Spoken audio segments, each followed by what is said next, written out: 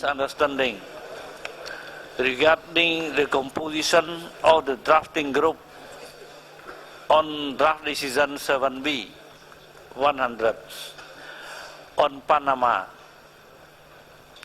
Allow me to remind you that this group has been set up with the aim to help in the drafting of a decision that would be acceptable to everyone in a spirit of consensus and cooperation.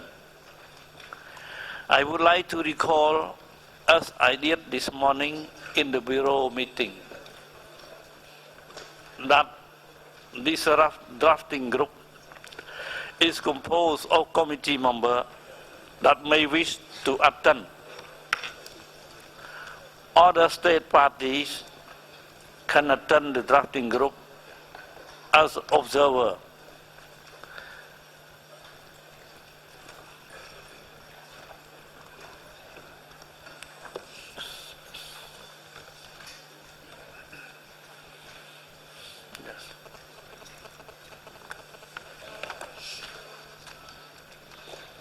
We now proceed with our agenda item 8A, devoted to the tentative list and to the draft decision 37-8A.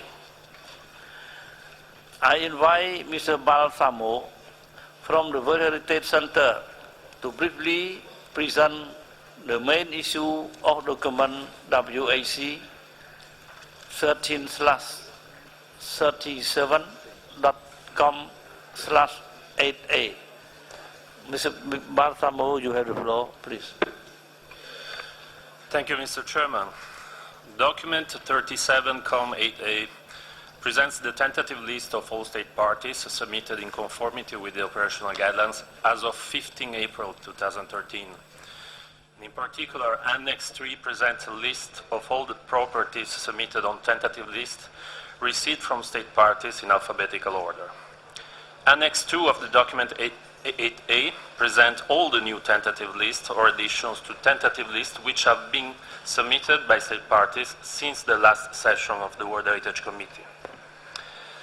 As of 15 April 2013, of the 180 state parties which have ratified the Convention, 172, which is the 90% of the state parties, had submitted tentative lists in accordance with the requirement specified in the operational guidelines, and 18 state parties had not submitted any tentative list.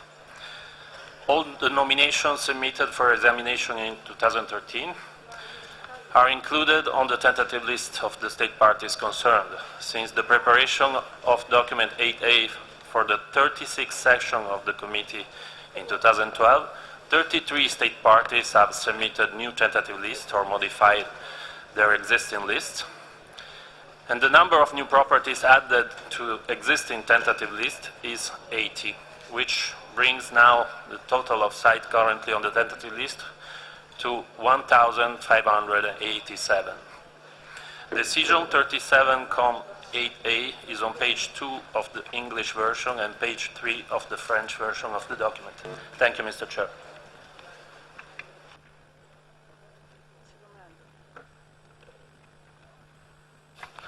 Thank you, Mr. Balsamo, for your explanation.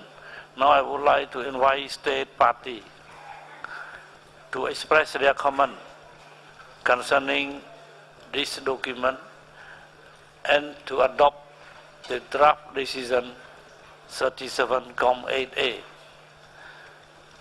Please, I open for comment.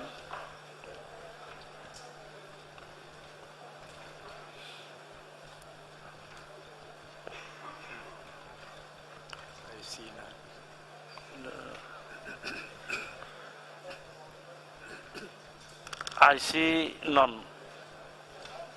I declare draft decision 37-8A adopted and item 8A closed.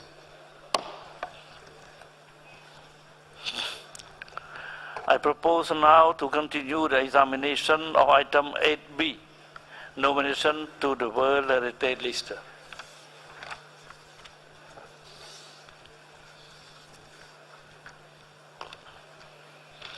Ladies and gentlemen, it is now time for us to consider the nomination of property to the World Heritage List. I would like to recall that the relevant working document concerning nomination or 8B, 8B.ADD and 8B.ADD2. The advisory body evaluation can be found in the information document ECOMOS INF.8B1, INF.8B1.ADD and IUCN INF.8B2, INF.8B2.ADD. Let me recall that document INF 8B3 presents the list of all the nominations received by 1st February 2013 with the indication of those which were deemed as complete. These nominations are not going to be discussed during our debate here, as they are foreseen to be examined at our next committee session in 2014.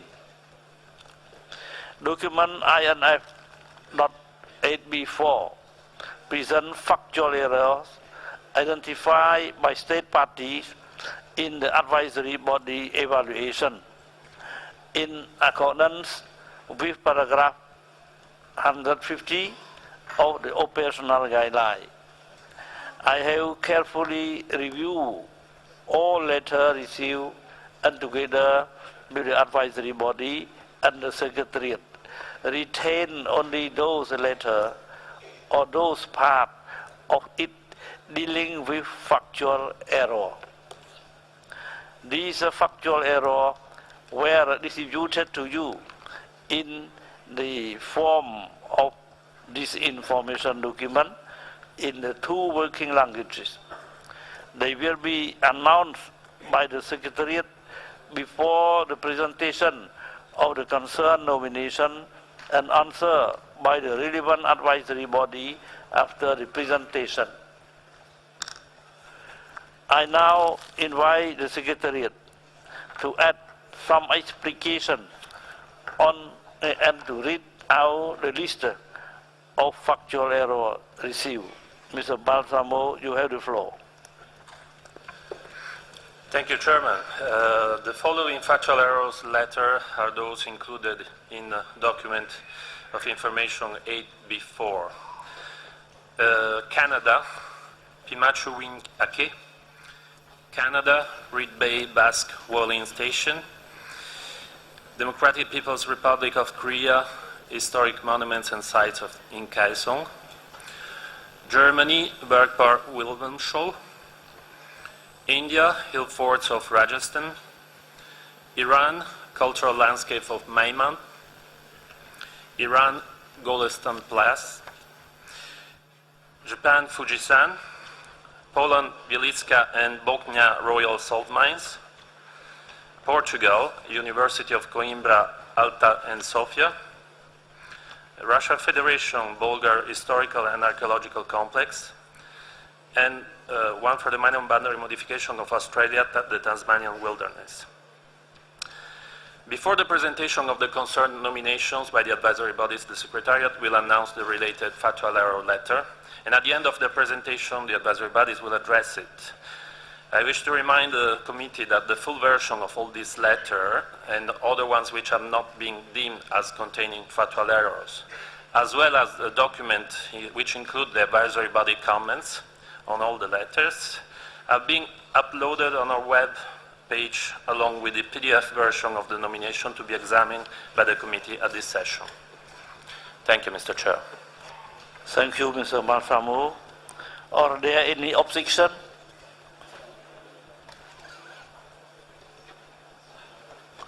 No objection. Thank you for your question.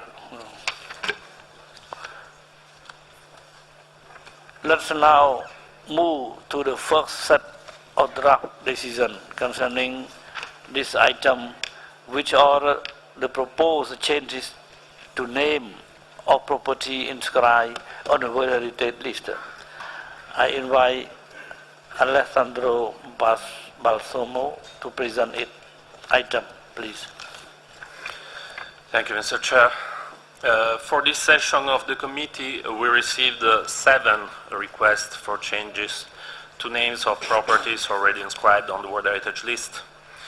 And if there are no objections, in order to save time, I will present them all together, and the committee will deal with the adoption of the related draft decision at the end.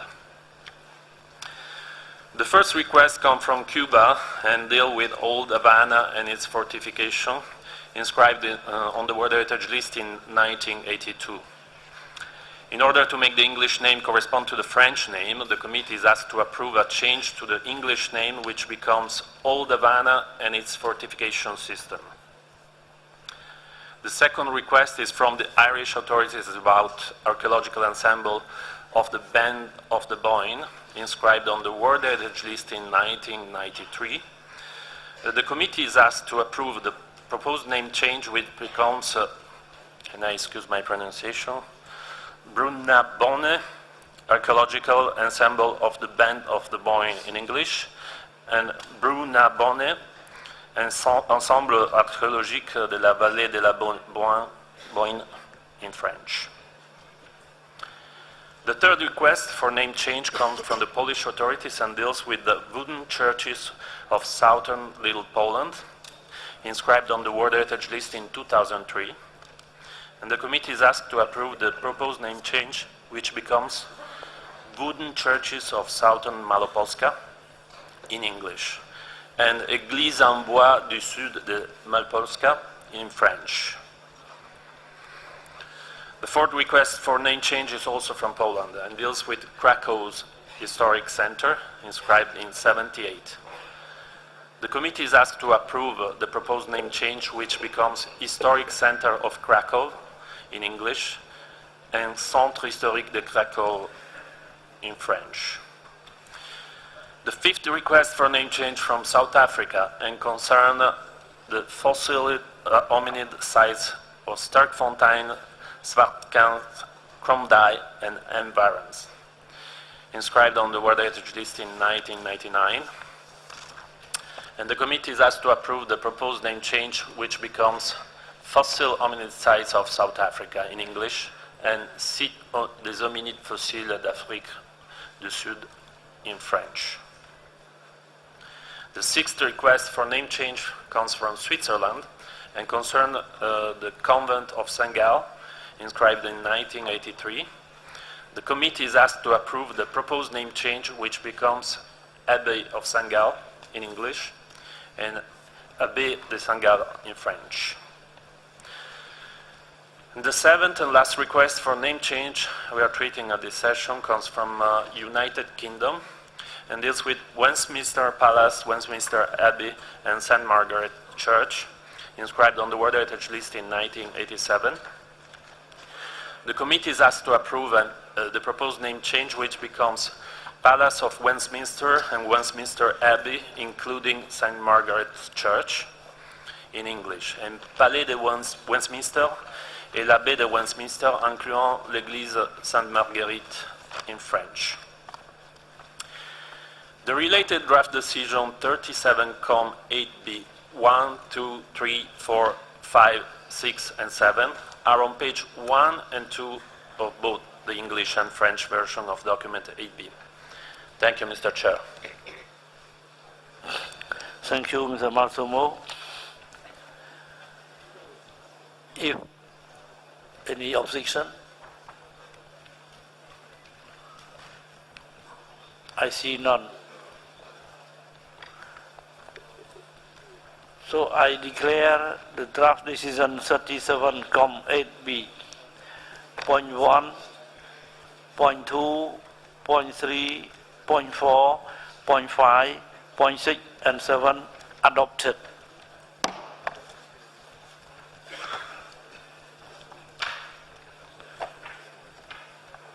Our next point on this agenda, item 8B, deal with withdrawal of nomination to be examined by this session of the committee. I invite Mr. Alessandro Balsamo to read out the list of the nomination withdrawn at the request of the concerned state party. Please. Thank you, Mr. Chair. A total of 6 nominations were withdrawn prior to this committee session and after the publication of document 8B. Croatia, sacral complex of the remains of the Roman Forum in Zadar. Japan, Kamakura, home of the samurai. Netherlands, Taylor's Harlem. Russian Federation, Sviazk, historical, architectural, natural and landscape complex. Turkey, historic city of Alanya, and Vietnam, Cat Tien National Park. Following these 6 withdrawals, the committee will have to examine 30 nominations, and among them there are 8 for natural sites, 3 for mixed sites, and 19 for cultural sites. And let me take this opportunity to remind you that we installed the PDF version of all the nominations to examine at this session, which are on 3 computers installed out of this room in front of the elevators on your right. Thank you, Mr. Chair. Thank you, Mr. Balsamo. Are there any comments?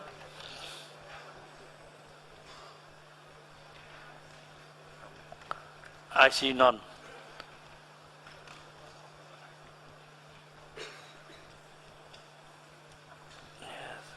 As we begin with the examination or nomination, I would like to take this opportunity to recall 2 essential procedures concerning nomination to be examined. Firstly, as you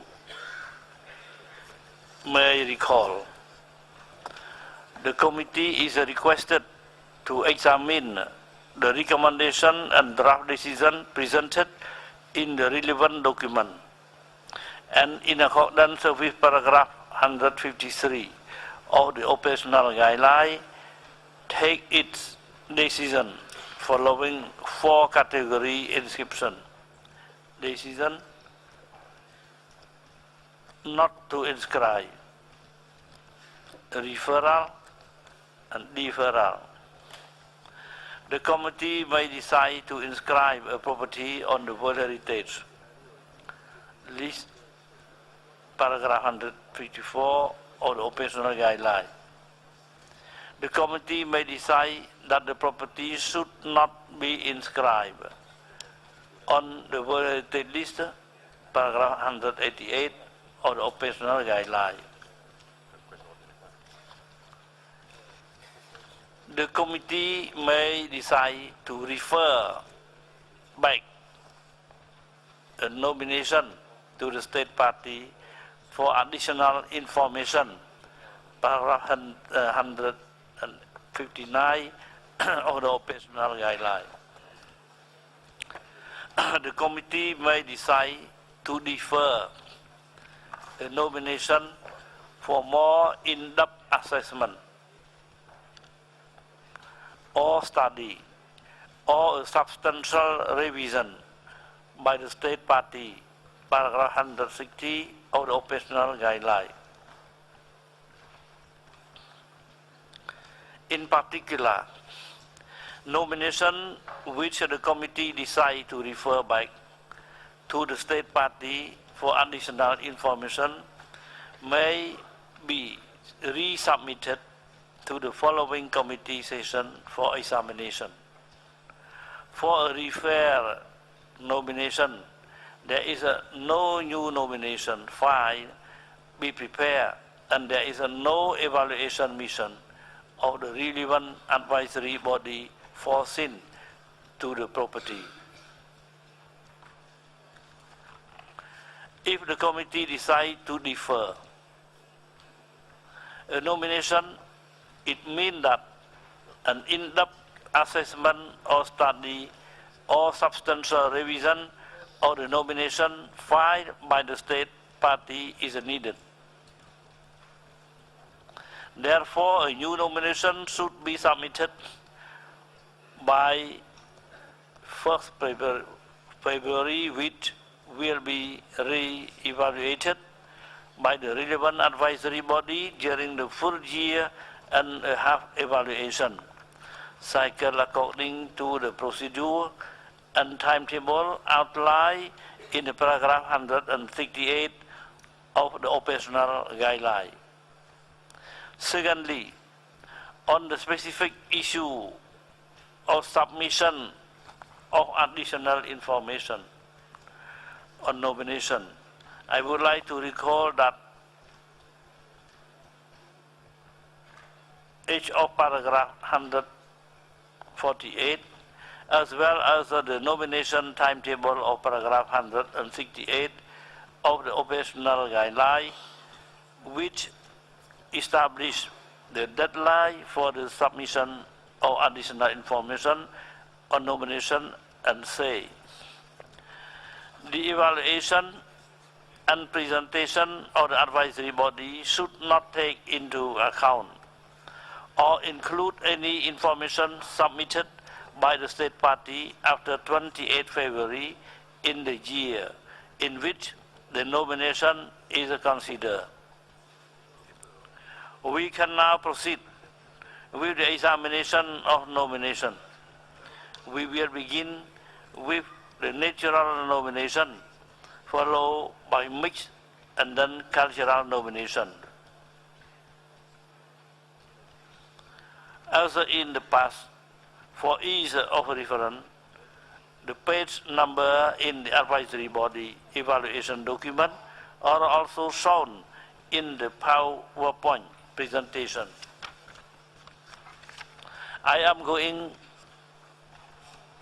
to call on IUCN and ECOMOS to be concise in their presentation, as you will be allocated only 5 to 8 minutes to present each nomination depending on its category. That means 8 minutes for mixed size nomination, 7 minutes for large serial nomination. Thank you in advance for your cooperation. Before we start the presentation concerning nomination to be examined, I give the floor to IUCN for a brief presentation of the evaluation process. Please, IUCN, you have the floor.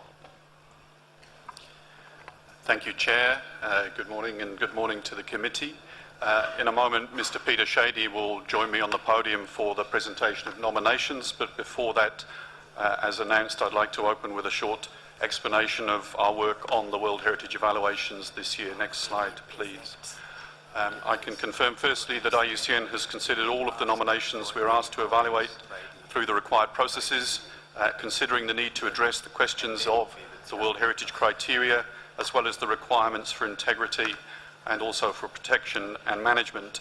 And IUCN's report covers all of those aspects that are required to put in place to meet the requirements of outstanding universal value for inscription on the World Heritage List. Next slide, please. Also a familiar slide to the committee, but IUCN would like to recall the expectation in paragraph 52 of the operational guidelines that the Convention is not intended to ensure the protection of all properties of great interest, importance or value, but of a select list of the most outstanding from a global viewpoint.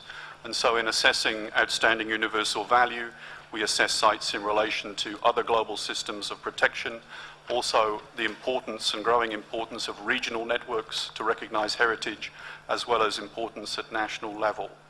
Next slide, please.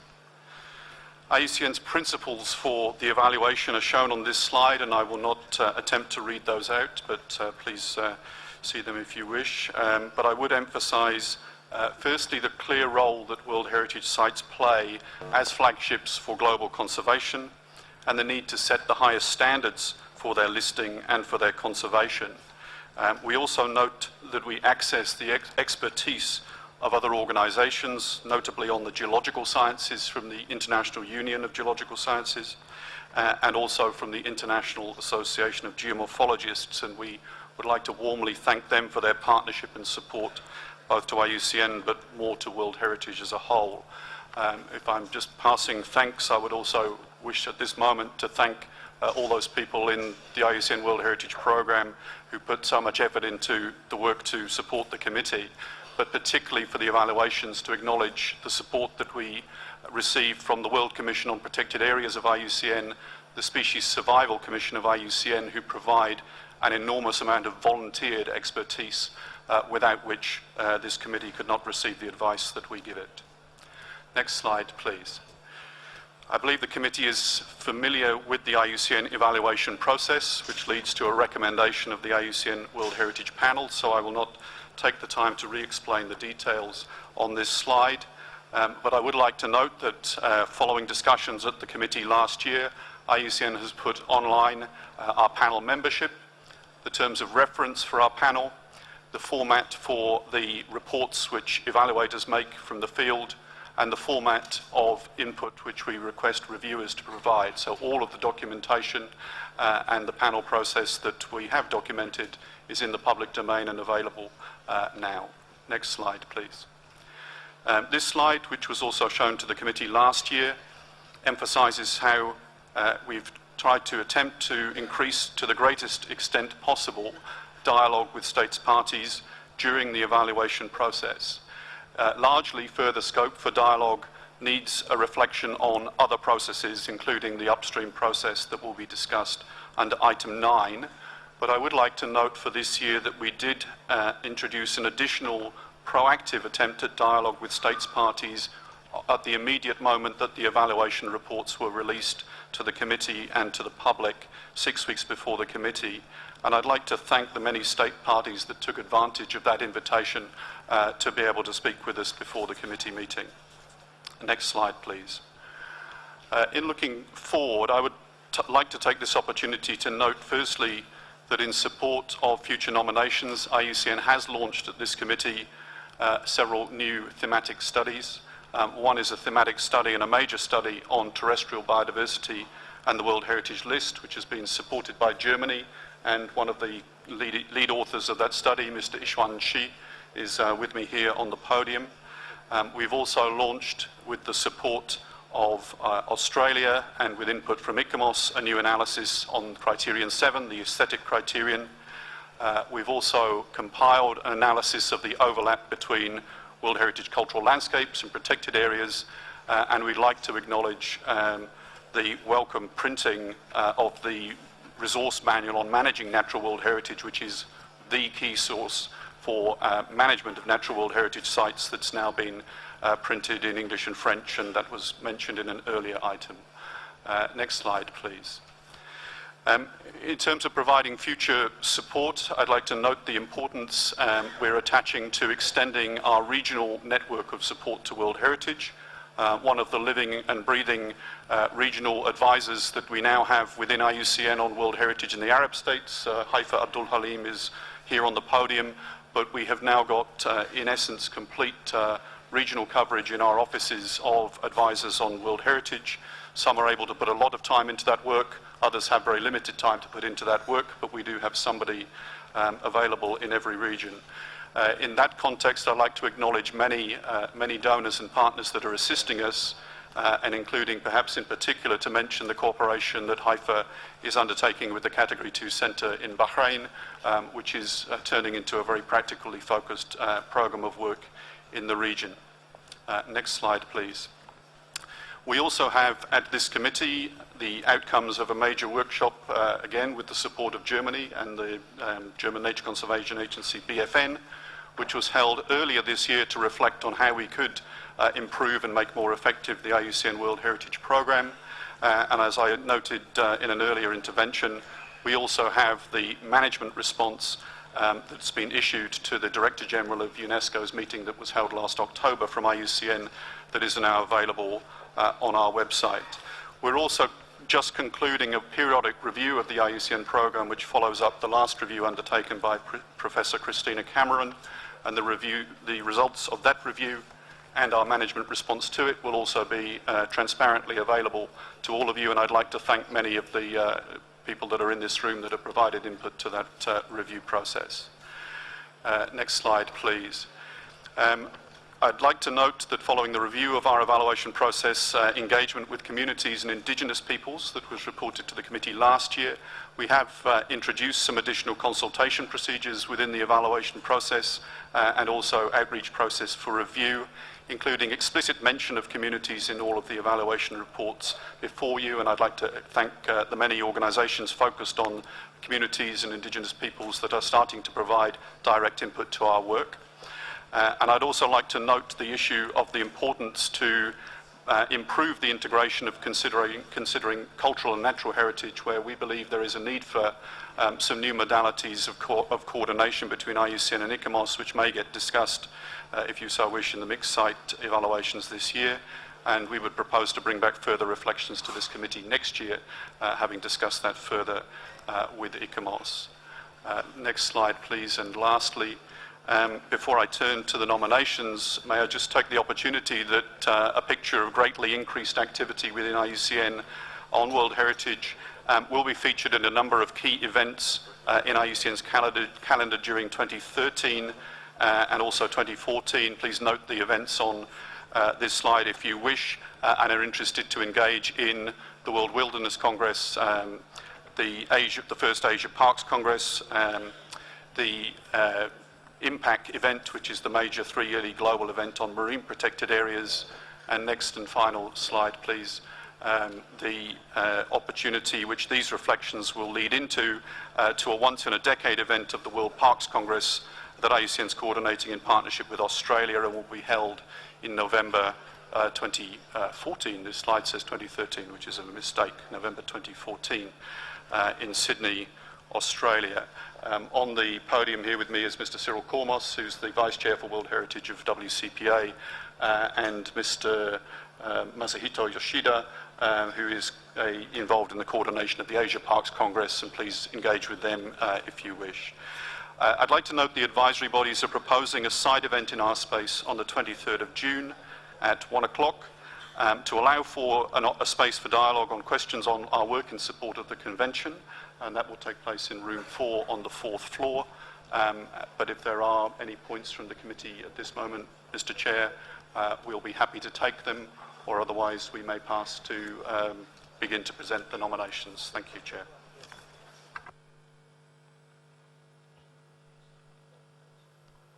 Yes, if any comment, please. So no comment, we will now start with the first nomination with natural properties, A1 Africa, A11 new nomination, Namib Sansi, Namibia. Draft decision 37 come with 8B.8. I now invite IUCN to present the nomination of the Namib Sansi, Namibia. IUCN, you have the floor, please. Thank you, Mr. Chair. IUCN's evaluation of this property is on page 15 of both the English and French versions of the IUCN evaluation report documented for 8B2. Next slide, please. The Namib Sand Sea lies at the heart of the Namib, a coastal fog desert on Africa's South Atlantic coast in Namibia. This very large property encompasses an area of over 3 million hectares, with almost 900,000 hectares designated as a buffer zone. And both the nominated property and the buffer zone lie within the even larger Namib-Naukluft National Park. Next slide, please.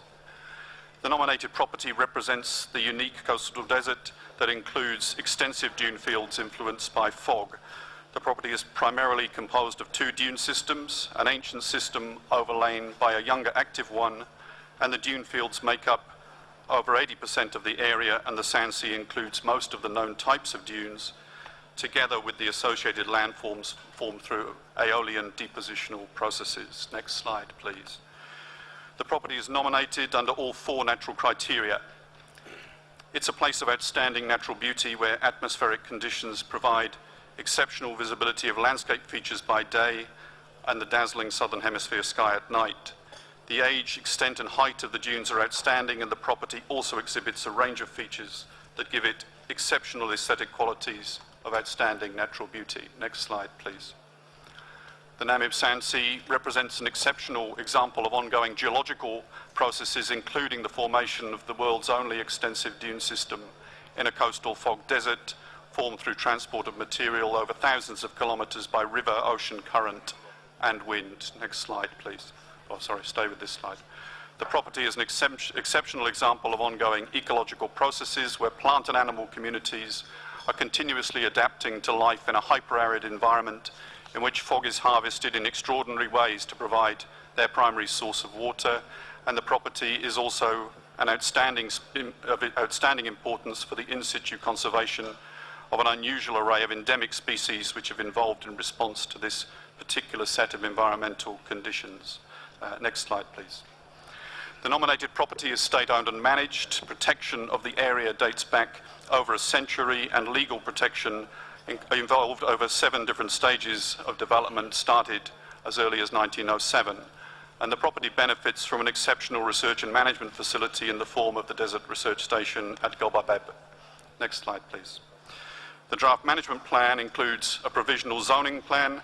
IUCN recognises that considerable efforts have already been invested in management planning. Some further work is needed to complete and fully integrate 2 overlapping plans and to identify the realistic priorities for action within an ambitious programme of work. There are some notable threats, particularly the need to manage tourism, and we would like to note the important decision the state party has taken to extinguish mining licence within the property to enable the nomination to proceed. There's evident community engagement, and first-hand discussions were held with the Indigenous peoples involved in this area to confirm their support for the nomination. Next slide, please. IUCN would also like to note the good example this site provides in the programme of work on the upstream process. It is, I think, the first site in that process that comes forward with a positive recommendation for inscription. And in particular, we would want to note the successful engagement of the state party in the capacity building work on African nominations that's been supported by the African World Heritage Fund, in which IUCN, the other advisory bodies and the World Heritage Centres have all engaged.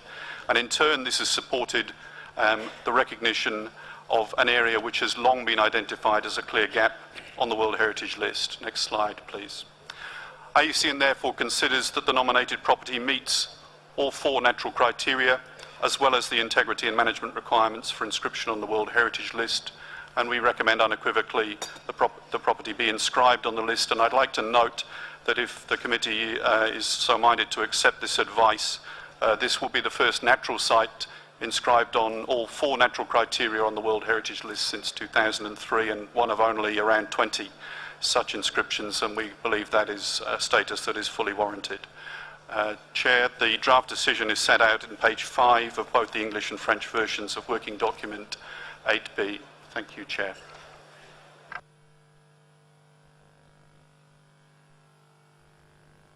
I thank IUCN for the presentation.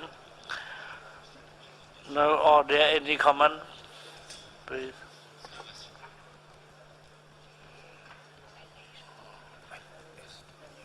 Estonia, you have the floor. Thank you for the floor. Estonia would like to express its delight for this really spectacular natural site.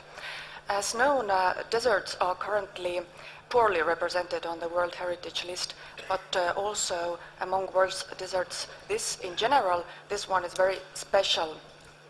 We want to commend the state party for this nomination and propose further extensions to it.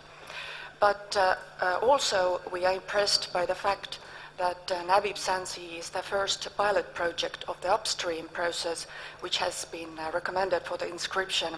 It really shows the importance of assistance and advice in the preparation of nominations, but also testifies the strong commitment of the state party throughout the process. Thank you.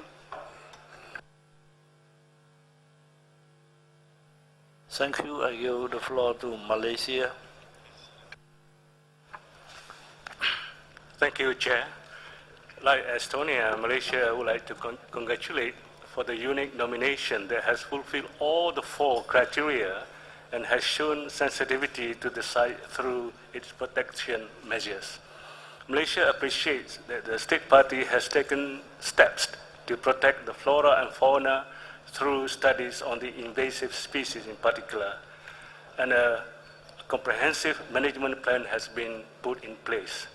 The support from the local communities is very important, as we would like to congratulate the State Party for the support it has received from all the stakeholders in Namibia. Thank you, sir.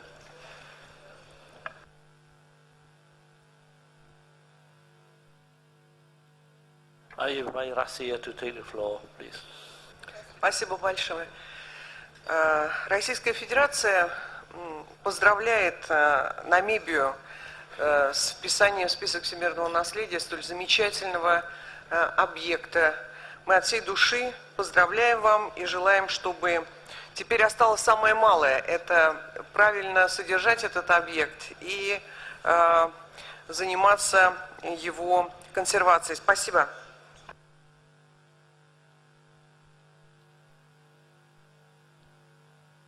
See, I now give the floor to Germany, please.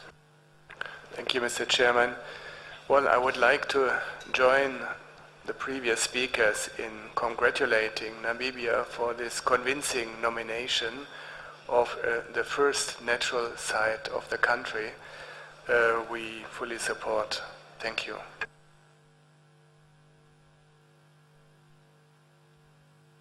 Et la Suisse, vous avez la parole. Merci, Monsieur le Président. Nous voudrions aussi congratuler l'État parti pour cette nomination réussie et surtout pour l'exemple qu'il a donné dans ce cadre du processus en amont en collaboration avec le Fonds du patrimoine mondial pour le patrimoine mondial africain et son engagement fort dans un processus en amont technique et réussi. Merci. Sénégal, vous avez la parole. Merci, Monsieur le Président. Je suis naturellement très heureux que nous commencions notre session de nomination par un site africain. Si on était en rugby, on aurait dit que la Namibie a fait le grand chelem. C'est donc une très grande satisfaction pour nous. Cela montre qu'il y a de l'expertise sur le continent, qu'il y a de la détermination. Et je pense que c'est un exemple que nous allons essayer de dupliquer pour que les autres pays qui ont des dossiers de nomination soient un peu à l'école de la Namibie et fassent les efforts nécessaires pour qu'on arrive avec des dossiers totalement blindés. Je félicite nos amis de la Namibie. Merci, le Sénégal. Je donne la parole à l'Afrique du Sud.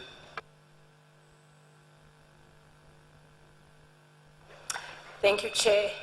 We wish to join in congratulating Namibia for having done an impeccable job in listing, whilst it's a new site, but have 4 criteria, which is a rarity in most nominations. The nomination of this site will contribute towards a global strategy for a representative, a balanced and credible world heritage in our region. Thank you.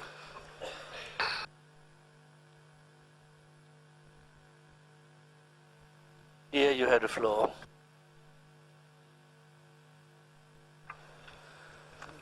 Thank you, Chair. We would like to compliment the State Party of Namibia for very successfully bringing forward the nomination. The deserts are a very important gap on the World Heritage List, and this nomination, this successful inscription, will serve to plug this gap. We would also like to compliment the IUCN for very successfully carrying forward the upstreaming process. And as we understand, this is the first successful example of doing that. And we wish that such upstreaming processes are make use of other countries in the convention. Thank you.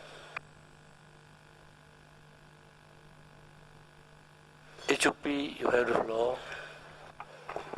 Thank you, Chair.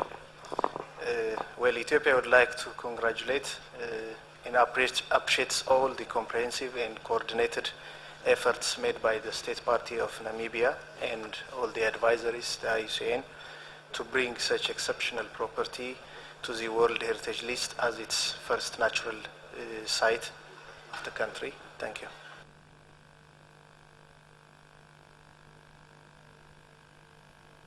Give the floor to Qatar. شكرا سيد الرئيس. نود بدورنا أن نهنئ ناميبيا على هذا الملف المتكامل الذي سمح بالتوصية لتسجيل هذا الموقع الطبيعي الجميل، والملف قد غطى المعايير الأربعة المطلوبة للتسجيل، فنهنئهم على هذا الملف الجيد. شكرا.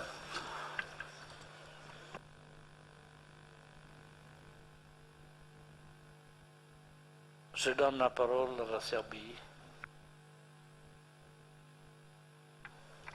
Thank you, Chair. We would also like to support and congratulate Namibia for this great nomination, but also we would like to mention that upstream process, like it was said before, it's very useful, and also we are pleased to see that there are good nominations from all the continents this year, so it shows that upstreaming process and role of advisory body, IUCN in this case, is very useful. Thank you.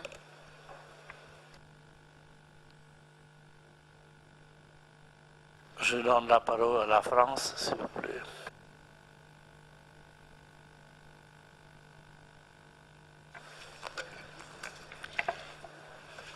Merci, Monsieur le Président. Nous voudrions également nous joindre à ces félicitations et vraiment féliciter très sincèrement la Namibie qui satisfait par ce dossier aux 4 critères.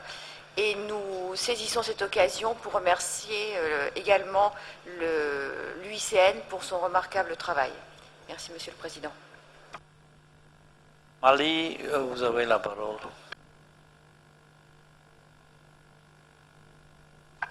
Merci, Monsieur le Président.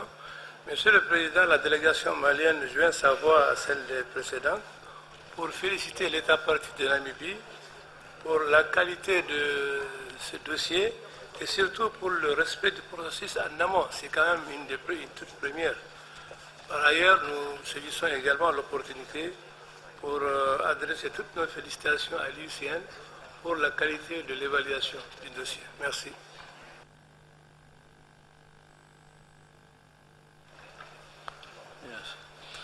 Let me congratulate. No more comment. No more comment. Colombia. Gracias, señor presidente, por otorgarnos el uso de la palabra. Nosotros también queremos sumarnos a las felicitaciones que se le han dado al Estado parte de Namibia. Nos parece supremamente importante el hecho de que se estén trabajando nominaciones de bienes que están subrepresentados, como en este caso de estos hermosos desiertos. Asimismo, reconocemos un esfuerzo enorme del Estado parte para limitar las licencias de minería, de extracción minera, que en un país en vías de desarrollo es supremamente difícil, pero muy valioso lo que está haciendo el Estado de Namibia. Asimismo, nos parece bastante importante que se estén utilizando los 4 criterios y por último quisiéramos también exaltar la muy positiva labor que ha hecho la UICN de un trabajo coordinado y exitoso con el Estado parte. Muchas gracias.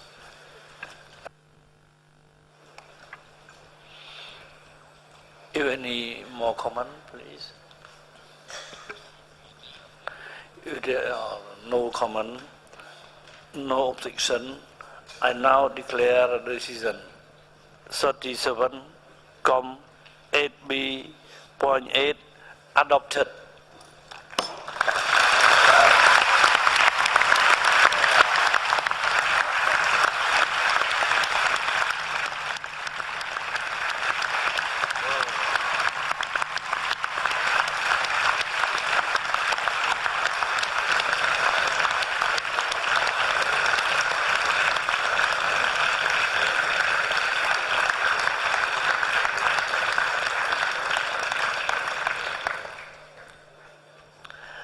congratulate Namibia on behalf of the entire committee for the inception of their highly qualified property in Namibia.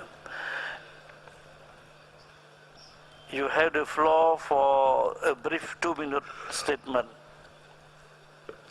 Yeah, Namibia, you have the floor. Mr. Chairman, my delegation and I are filled with joy and pride to receive this excellent news today in this wonderful and welcoming city of the Kingdom of Cambodia. In a moment, our countrymen and women back home will join us in this celebratory mood. The nomination of the NAMIBC was a collective effort, and what we are witnessing and celebrating today is a collective achievement. In preparing this nomination, we did not only deploy enormous national resources, but we also received valuable support from friends and social partners. In particular, we thank the German Heritage Foundation and the German Commission for UNESCO for having provided us with both technical and financial support to initiate the nomination. The NAMIBC was selected as a pilot nomination of the upstream process introduced and sanctioned by this World Heritage Committee. We trust that the World Heritage Center and advisory bodies benefited as much as Namibia from this experience of testing and implementing appropriate consultative mechanism in the preparation of dossiers. Naturally, the African World Heritage Fund continued to strengthen our national capacity and thereby enabled us to speed up the process. This is the second site of Namibia to be described on the World Heritage List, and we will continue to count on the support of the committee and all of our partners for future nominations. On behalf of the government and the people of Namibia, in particular the local community in the surrounding area of the property, I wish to express our profound gratitude to the international community for its solidarity and cooperation on this occasion. Allow me now, Mr. Chairman, to give the floor to my chief to greet and thank the committee in a true Namibian fashion. Kai kankans koi sa ai nuat ni wan amsa ai khanam nus tite kan ra Namibia ni kai tuis koin ge ne di kain asa neng hup ai ting house na khoka he chikhana he chikhari khonwa bas aroma kai kankans danke.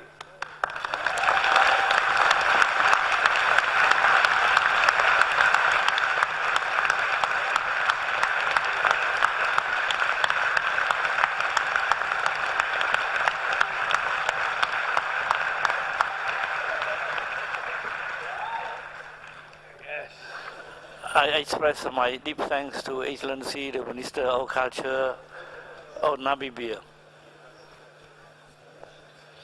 Now we came to A.1.2, extension of property already inscribed on the World Heritage List. Lawa Wildlife Conservancy and Nagar Nadara Forest Reserve, Kenya. Extension of Mount Kenya National Park Natural Forest. Draft decision 37,8B.9. I now invite IUCN to present the extension of Mount Kenya National Park / Natural Forest to include Lawa Wildlife Conservancy and Nagar Nadara Forest Reserve, Kenya. IUCN, you have the floor, please.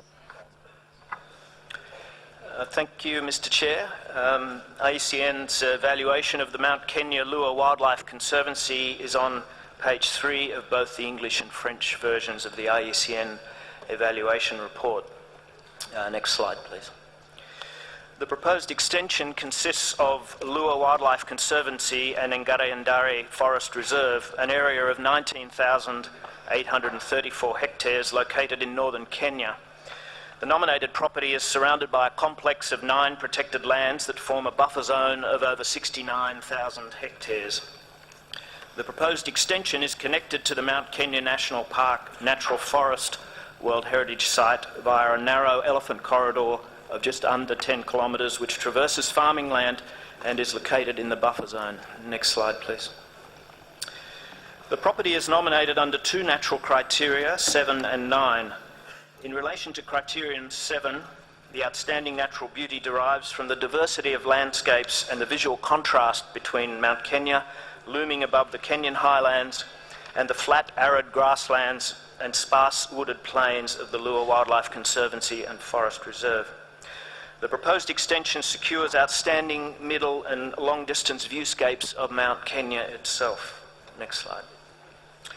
In relation to Criterion 9, the extension adds an additional set of ecosystem processes and species diversity that are currently not part of the Mount Kenya World Heritage Site by incorporating lower-lying foothills and arid habitats of high biological richness and diversity.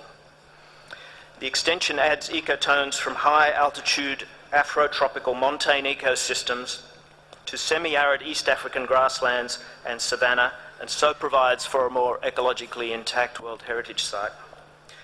Next slide. The property also lies within the traditional migration route of the African elephant population of the Mount Kenya Somali Masai ecosystem and has always been the traditional dry season feeding area for elephants. A 9.8 kilometre long elephant corridor was constructed to link Mount Kenya through the Forest Reserve and into the Lua Wildlife Conservancy.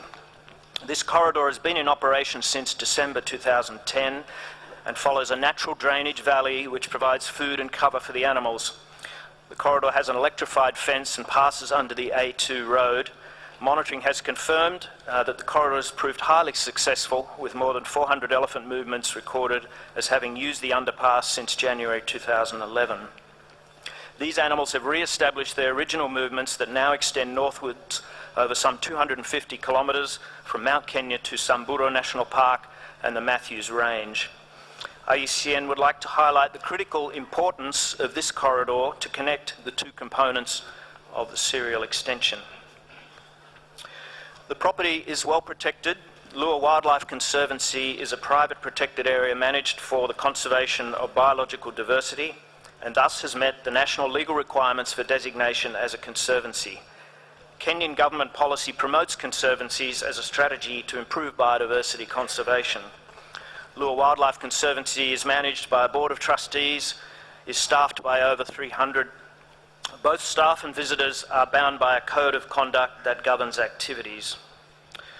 Whilst the property is subject to a range of threats common to the Mount Kenya World Heritage Site, management programs are in place to address these, and they are not considered to pose a serious threat to the property's values. Both the Lua Wildlife Conservancy and Ndare Forest Reserve have individual management plans specific to their areas of jurisdiction, although they are based on different timeframes. Three institutions, Kenya Wildlife Service, Kenya Forest Service, and the Lua Conservancy Board of Trustees, will require close coordination to manage the serial property. All are signatories to the Mount Kenya Ecosystem Management Plan, which provides an overarching management planning framework. So in summary, Mr. Chair, IUCN considers the property meets the relevant natural criteria, integrity protection and management requirements when considered as an extension to the Mount Kenya site.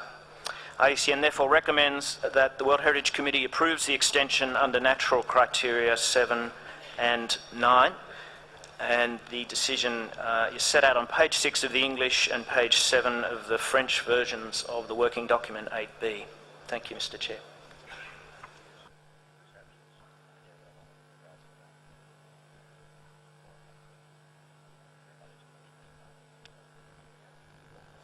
Thank you, IUCN.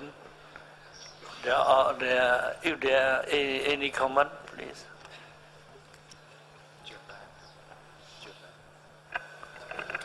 Je donne la parole au Japon. Thank you, Mr. Chairperson. Japan would like to support the extension of Mount Kenya to include this property. But please allow me to make one question to the State Party regarding the elephant corridor. The corridor is definitely a very important place for this property, and we would like to ask the reason why it's not included in the nominated property and the prospect for future inclusion. Thank you.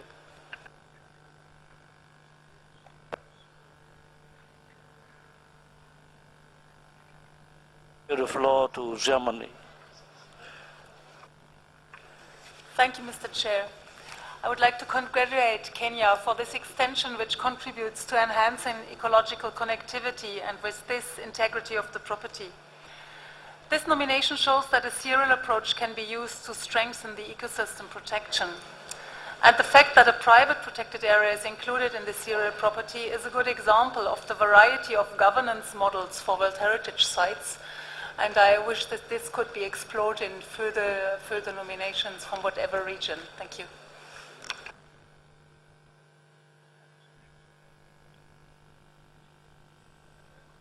Vous avez la parole.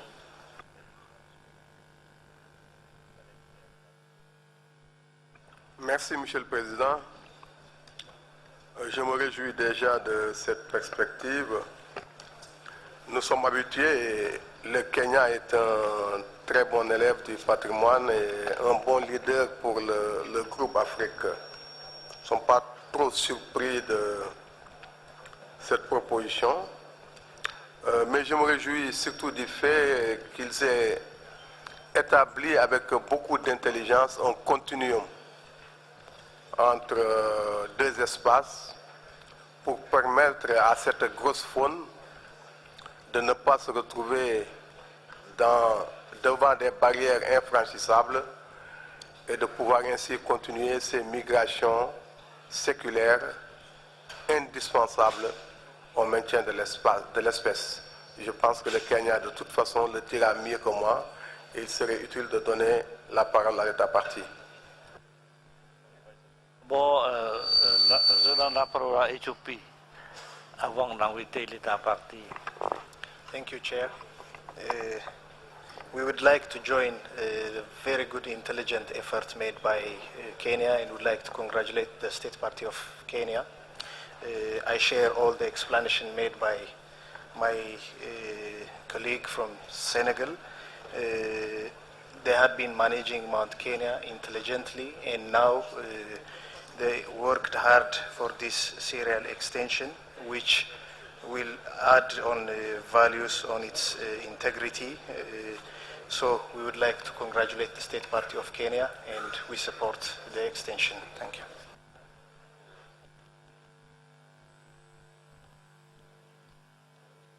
Oui, il y a la question tournée envers l'État parti. Donc j'invite l'État parti de prendre parole. Please. Thank you, Mr. President. The question from Japan is very relevant, and they have the right as committee members to ask it because Kenya government and all the stakeholders involved also recognize the need in future. Maybe next year we'll come and ask for that to be included. So we agree with their question. What they want to be done is what the government wants to do plus the stakeholders. But for this time, we only wanted to do this extension and we move slowly, but to assure them the animals are very well protected by all the stakeholders around the mountain. Thank you.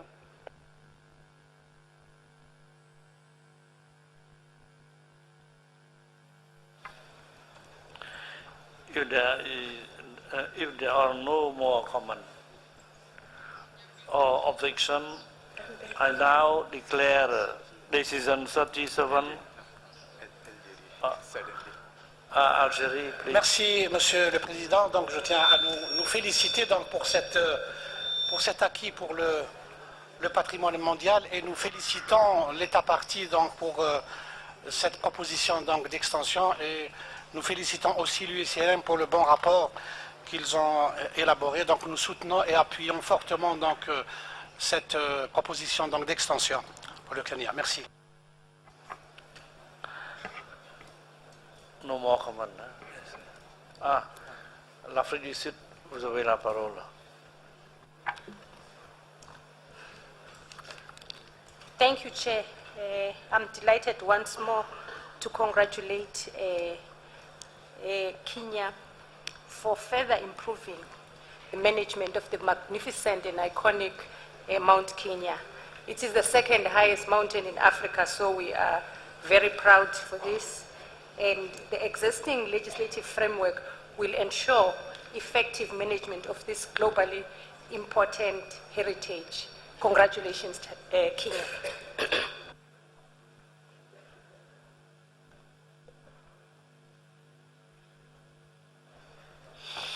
If there are no more comments or objection, Serbia. Karim. Serbie. Vous avez la parole. Serbia would also like to congratulate Kenya and to support extension of the borders. Thank you.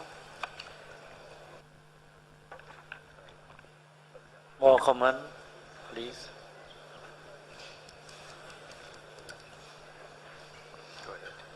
No more. No more comment or objection. Here.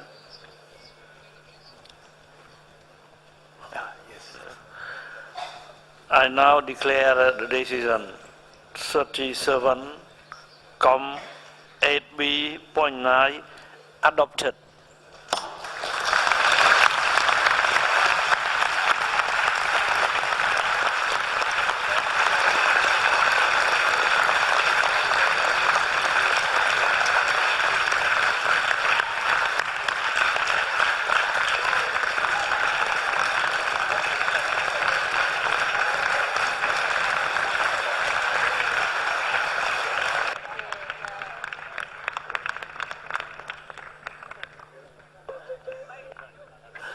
So let me congratulate Kenya on behalf of the entire committee for the inscription of this property. Kenya, you have the floor for a brief 2-minute statement. Thank you. Kenya, you have the floor. Mr. President, what a joy to receive this wonderful news in such a beautiful country. We thank you and your government for hosting this meeting. We also, Kenya government, thank the World Heritage Center and IUCN. For us, Kenya, we know the contribution, the advice, and all the technical advice you gave us. This is a mountain that was actually inscribed in 1997, and the government recognizes that there are people around the mountain who take it to be a holy ground. There are others who want to make sure the animals are not touched.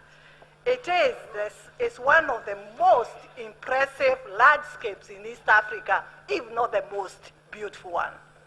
It is the second highest peak in Africa, and I want also to thank the Lewa Wildlife Conservancy and all the stakeholders around the mountain who have agreed to work as a team and to preserve this famous mountain in Kenya and all its surroundings.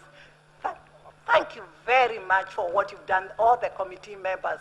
God bless each one of you. Thank you.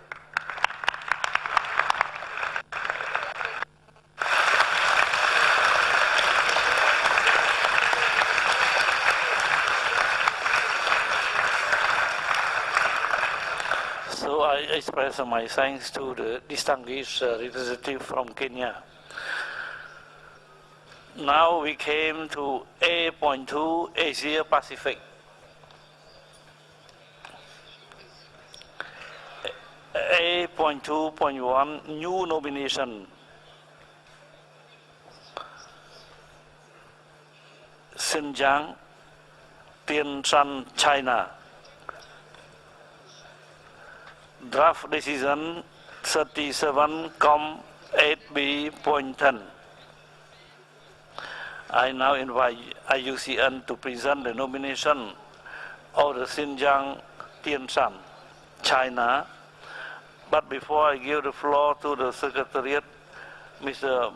Balsamo, you have the floor.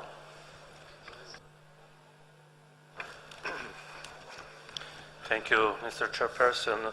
It's just to announce that we received a factual error letter on this nomination, which is online but not in document 8 before. Thank you, Mr. Chair.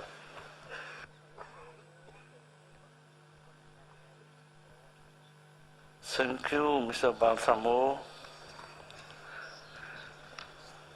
IUCN, you have the floor. Thank you, Chair. IUCN's evaluation of Xinjiang Tianshan is on page 27 of both the English and French versions of the IUCN evaluation report. Next slide, please. Xinjiang Tianshan is nominated as a serial site comprising 4 components of Tomur, Kalojun, Kwerdening, Ba-Yin Buluke, and the Bogda Mountain system, which together represent the spectrum of landscape diversity within the much larger Tianshan mountain system. And this nominated property in total comprises a little over 600,000 hectares, with buffer zones approaching 500,000 hectares. Next slide, please. The property nominated under criteria 7 and 9 contains a scenically beautiful series of areas including spectacular snow-capped mountains, glacier-capped peaks, undisturbed forests and meadows, clear rivers and lakes and redbed canyons, reinforced by the combination and contrast of these mountainous elements with the vast Central Asian deserts and between the dry southern slopes and the much wetter slopes of the system. Next slide, please. The nominated property extends into the Taklimakan Desert, which is notable as one of the world's largest and highest deserts, and displays large arrays of dune forms, large bounding alluvial fans, pluvial lakes, and its ability to produce large numbers of dust storms. And this is, like the Namib that we've discussed already, a desert noted as a high priority gap in IUCN's thematic study on desert world heritage. Next slide, please. Many kinds of landforms have developed in the nominated property, the grand mountainous plains and terrace landforms, as well as typical modern glacial landforms, ancient glacial landforms, and redbed canyons. And the nominated property samples a significant proportion of the whole mountain range, including significant glacial fields, and the series is anchored to the west by the highest peak in the Tianshan of Tomur at over 7,400 meters, and to the east by Bogda, 5,444 meters. Next slide, please. Xinjiang Tianshan is an outstanding example of ongoing biological and ecological evolutionary processes in a temperate arid zone. The altitudinal vegetation distributions, significant differences between the different facing slopes, the diversity of flora all illustrate the biological and ecological evolution of the Pamir and Tianshan highlands.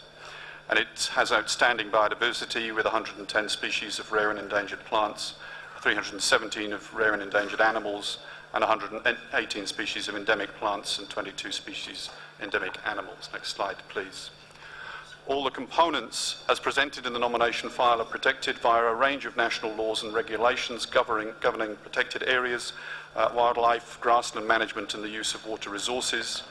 The boundaries of the components are mostly based on existing protected areas, with the exception of the merging of the Kalajun and Kwerdening component, which was proposed by the State Party during the evaluation and which improves the overall integrity of the nomination.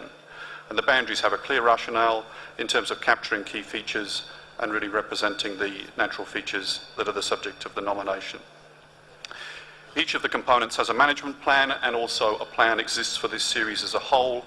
A new updated plan for the whole property will come into effect in 2014. The property has adequate staff and it's well funded.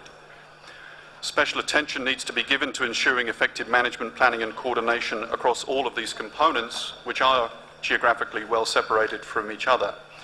We also consider future efforts should include considering the opportunities to extend or add to the property, given the very large scale of the Tianshan mountain range. And importantly, this should also consider the possibility of initiatives with neighbouring countries to consider possible transnational opportunities to extend protection of the Tianshan system. And we're aware of some parallel efforts to possible World Heritage listing that are underway in that regard.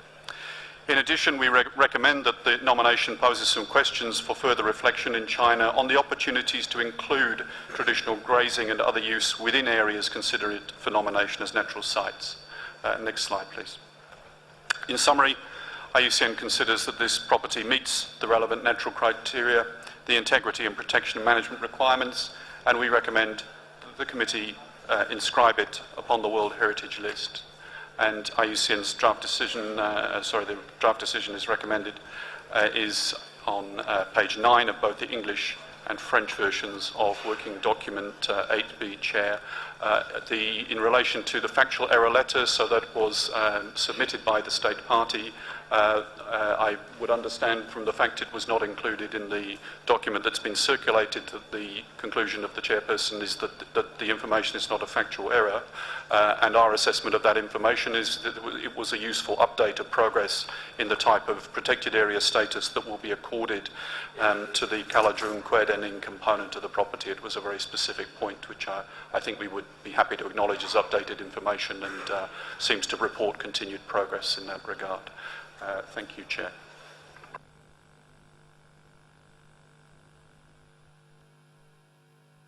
I now open the floor to the committee member.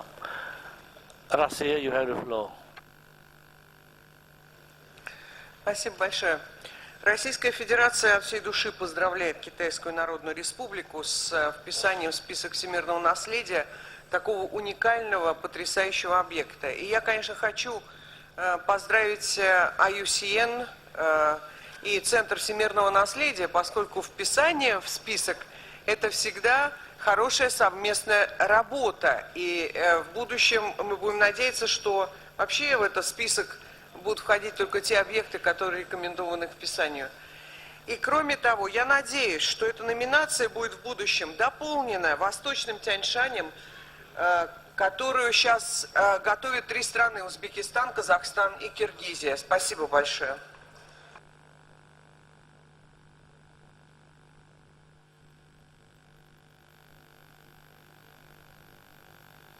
Thank you. I give the floor to Malaysia. Thank you, Chair. Like Russia, Malaysia also would like to congratulate China on this very important nomination, covering 4 components and 2/3 of the Tian Shan mountain range. However, Malaysia hopes that the neighboring countries such as Kazakhstan, Uzbekistan, and Kyrgyzstan will take similar steps in protecting the other 1/3 of the Tian Shan mountain range. Thank you, sir.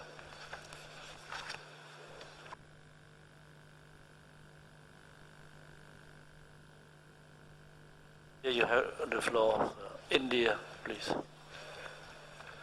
Mr. Chair, India compliments the State Party of China for adding over 100,000 hectares as core and buffer zone to the World Heritage coverage. In the present context of climate change, threats on the planet, this nomination would go a long way in mitigating the threats to mountain ecosystem. Thank you, Mr. Chair. Je donne la parole à l'Algérie. Merci, Monsieur le Président.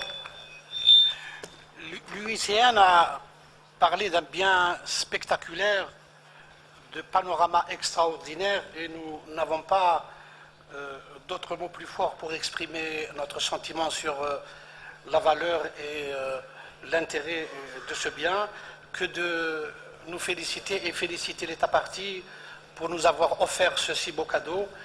Donc nous appuyons fortement la proposition chinoise d'inscription de ce bien. Merci, Monsieur le Président. Je donne la parole à la France. Merci, Monsieur le Président. La France voudrait féliciter les autorités chinoises pour cette proposition d'inscription et la grande qualité du dossier qui nous est aujourd'hui soumis. Nous souscrivons donc totalement aux propos tenus par l'UICN sur ce dossier et nous joignons à ces félicitations. Merci. Je donne la parole à la Serbie.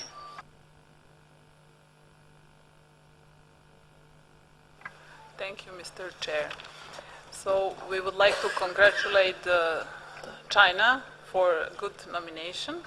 And also it's really important that we have a really good site with different habitats and relic species included. And what we believe is particularly important that we have a qualified management and capacities to carry the management plan and implement it, which will be good for the future work. So congratulations again.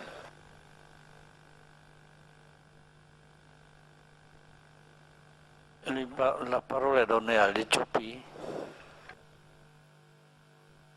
Thank you, Chair. Ethiopia would like to congratulate the State Party of China on this important nomination and for the outstanding joint effort made to bring such an important site to the World Heritage List. Congratulations, China. Thank you.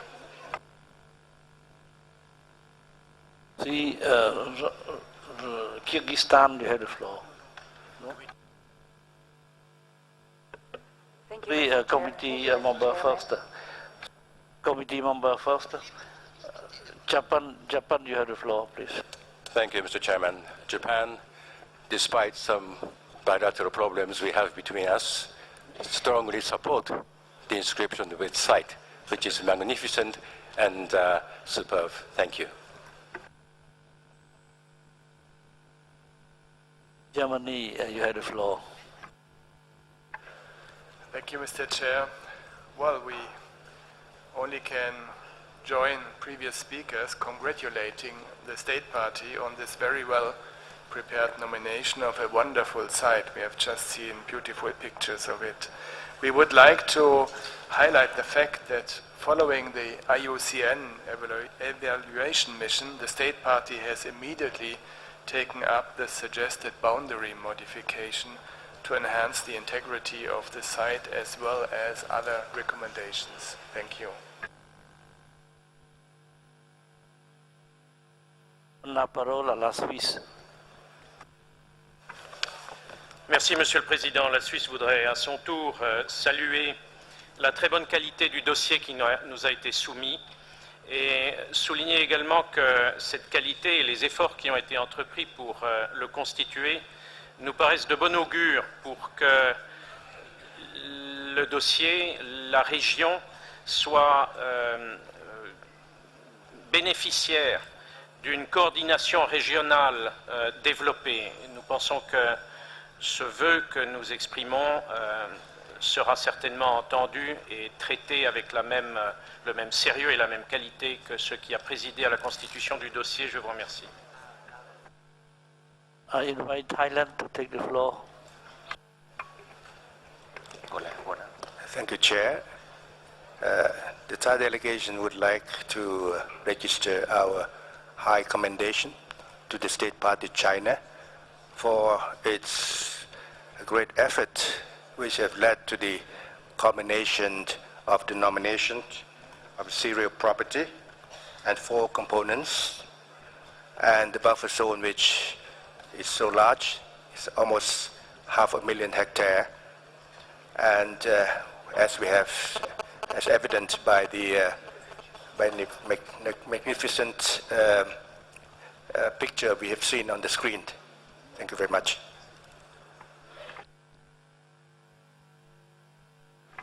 I give the floor to Qatar. شكرا سيدي الرئيس. ونحن كذلك نود أن نهنئ الصين على نوعية هذا الملف المقدم وجمال الموقع الذي رأيناه اليوم، وهو موقع ضخم جدا، ونتمنى كل التوفيق للصين في الحفاظ على هذا الموقع الجميل للأجيال القادمة، وشكرا. Je donne la parole à Sénégal, please. Merci, Monsieur le Président. Le Sénégal souhaite aussi se joindre à tous ceux qui l'ont précédé pour féliciter la Chine pour la qualité de ce dossier et constater que c'est devenu vraiment un des pays les mieux représentés sur notre liste. C'est donc un bel exemple et je pense que nous allons de plus en plus essayer de nous inspirer de son efficacité pour essayer d'avancer aussi bien. Nous félicitons la Chine. Merci Sénégal. Je donne la parole à la délégation du Cambodge. Thank you, Chair. Cambodia wishes to congratulate China for the high quality of its dossier, nominating this exceptional site of outstanding beauty and significant dimension. Thank you. I give the floor to United Arab Emirates. شكرا سيدي الرئيس. والإمارات بدورها أيضا تهنئ الصين على هذا الموقع الرائع والأكثر من رائع، وتنادي دولة الإمارات دول الجوار إلى الانضمام لهذا الموقع لكي تكتمل الجمالية. شكرا سيدي الرئيس.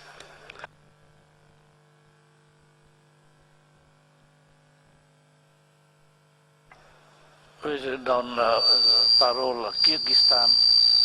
Kyrgyzstan, you have the floor. Kyrgyzstan, please. Yeah, thank you once more, Mr. Chairman. I also would like to join all countries congratulating China for preparation and the submission of this nomination, which of Xinjiang Jinshan, which has surely the universal value for all of us, and highlighting the point of Malaysian delegation. I wanted to add that Kyrgyzstan, Kazakhstan, and Uzbekistan, all these three countries have already been working since 2005 on preparation of joint nomination, which is named Western Tinshan, and we will be cooperating with China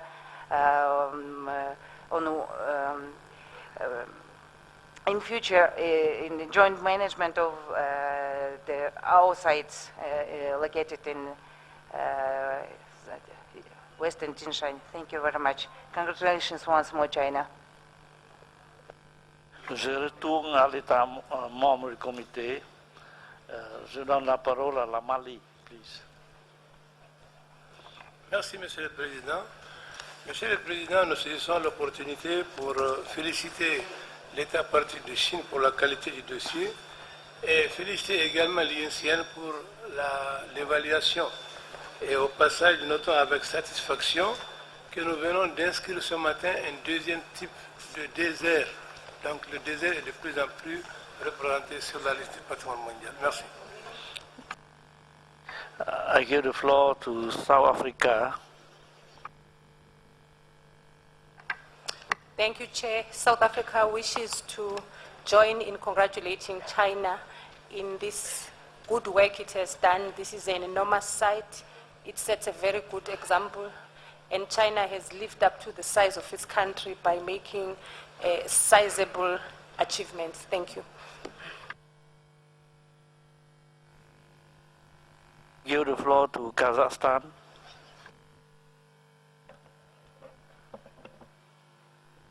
Thank you very much. Distinguished members of the committee, ladies and gentlemen, since this is the first intervention on behalf of the delegation of Kazakhstan, first of all, let me thank the government of Cambodia for warm hospitality and excellent organization of this session.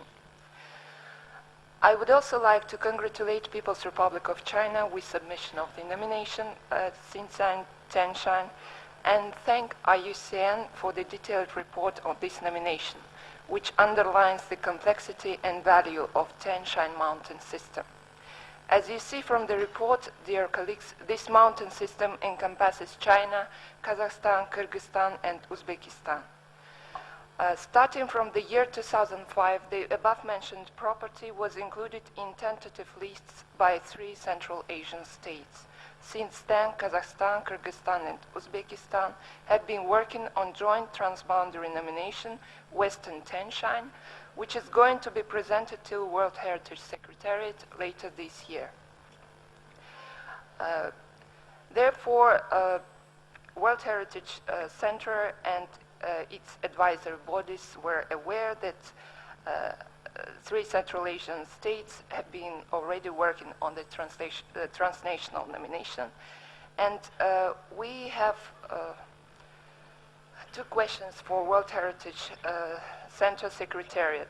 First is why World Heritage Secretariat did not recommend Chinese side to consider joining transnational nomination that 3 other states were already working on.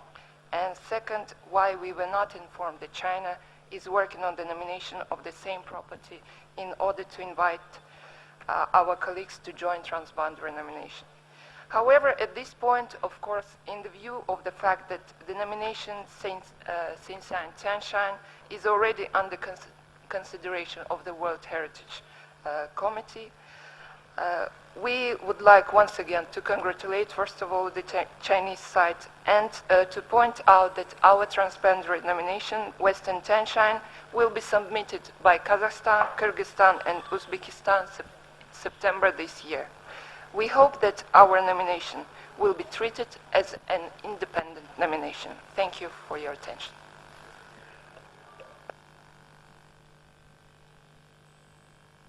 See, the Secretariat or IUCN like to take the floor. Do you like to take the floor? No.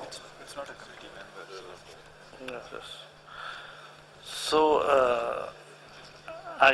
if there are no more comment or no objection, I now declare decision 37 com 8B.10 adopted.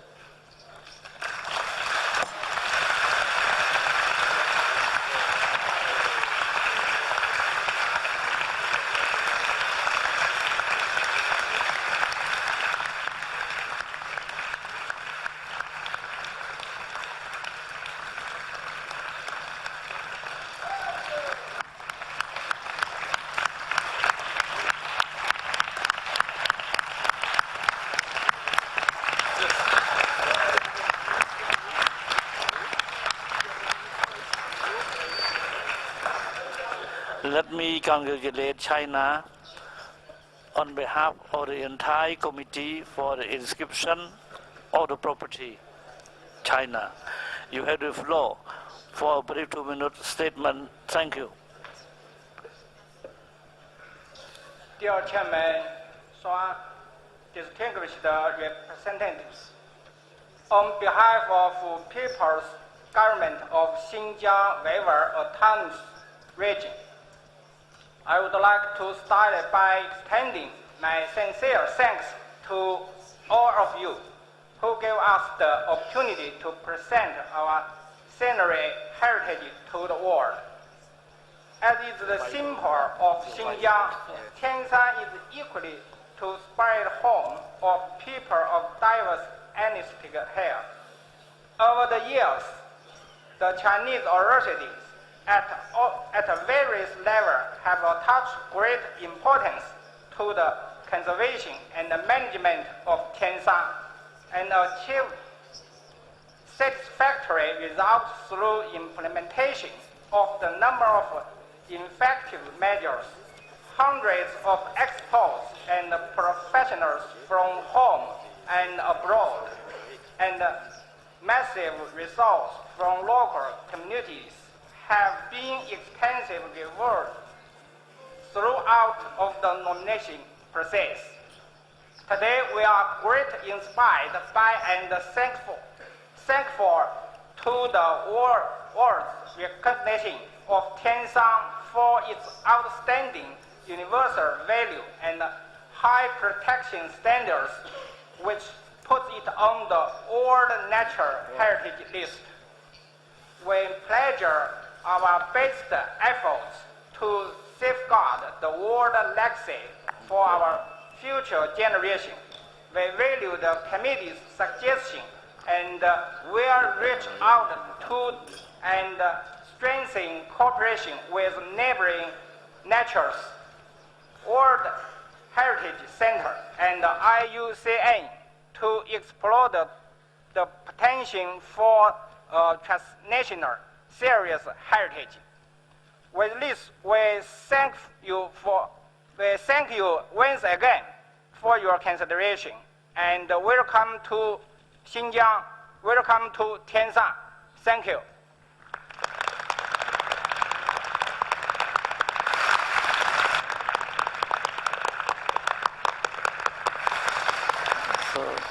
I express my deep thanks to Dr. Huang Wei, the Vice Governor from China. Now I come to another site, Great Himalayan National Park, India. Draft decision 37,8B.11. I now invite IUCN to present the nomination of the Great Himalayan National Park, India. But before I give the floor to the Secretariat, Mr. Balsamo, you have the floor. Thank you, Mr. Chair. Just to remind that we received a factual error letter on the Great Himalayan National Park, which is online with a full version of all the factual errors letters received and is commented also in a document that is online. Thank you.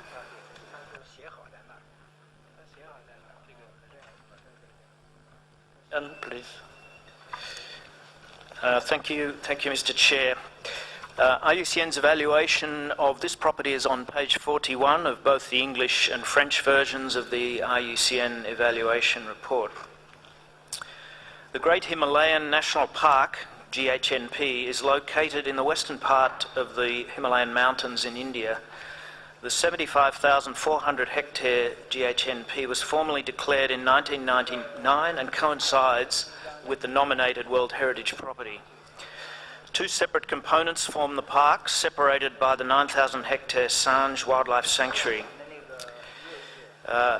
Great Himalayan National Park's nomination recognises a 26,560 hectare buffer zone on its western boundary, which is not part of the nominated property, but is planned and managed in conjunction with the park.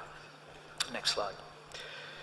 The park includes the upper mountain glacial and snowmelt water source origins of the western flowing Jiwa Nal, Sanj and Turthan rivers and the northwesterly flowing Parvati River, which are all headwater tributaries ultimately of the Indus River. The property sits within a much larger ecological complex of protected lands of over 117,000 hectares, which form an island of undisturbed environments in the Western Himalayan landscape. GHNP protects mountainous landscapes extending over an elevation range from 1,900 metres to over 6,000 metres above sea level. It includes evidence of prior glaciation, and its diversity of environments extend from rocky ice-covered landscapes to alpine grasslands to mixed broadleaf and coniferous forests. The park is undoubtedly an area of natural beauty. However, the nominated property is considered to be scenically typical and representative of many high mountain systems in other parts of the world. GHNP is of significance for the conservation of Western Himalayan biodiversity. The park is home to over 1,000 species of plants and also protects some 31 species of mammals, 209 birds, 9 amphibians, 12 reptiles and 125 recorded insect species. The World Conservation Monitoring Centre identifies 6 other World Heritage Sites in the Himalayas and 7 others that are on tentative lists of 5 countries that share this large mountain range. Nanda Devi and the Valley of the Flowers World Heritage Site is considered the closest comparison. Also in the Western Himalayas, several hundred kilometres from GHNP, it is approximately the same size and inscribed under the same criteria as those nominated for this property.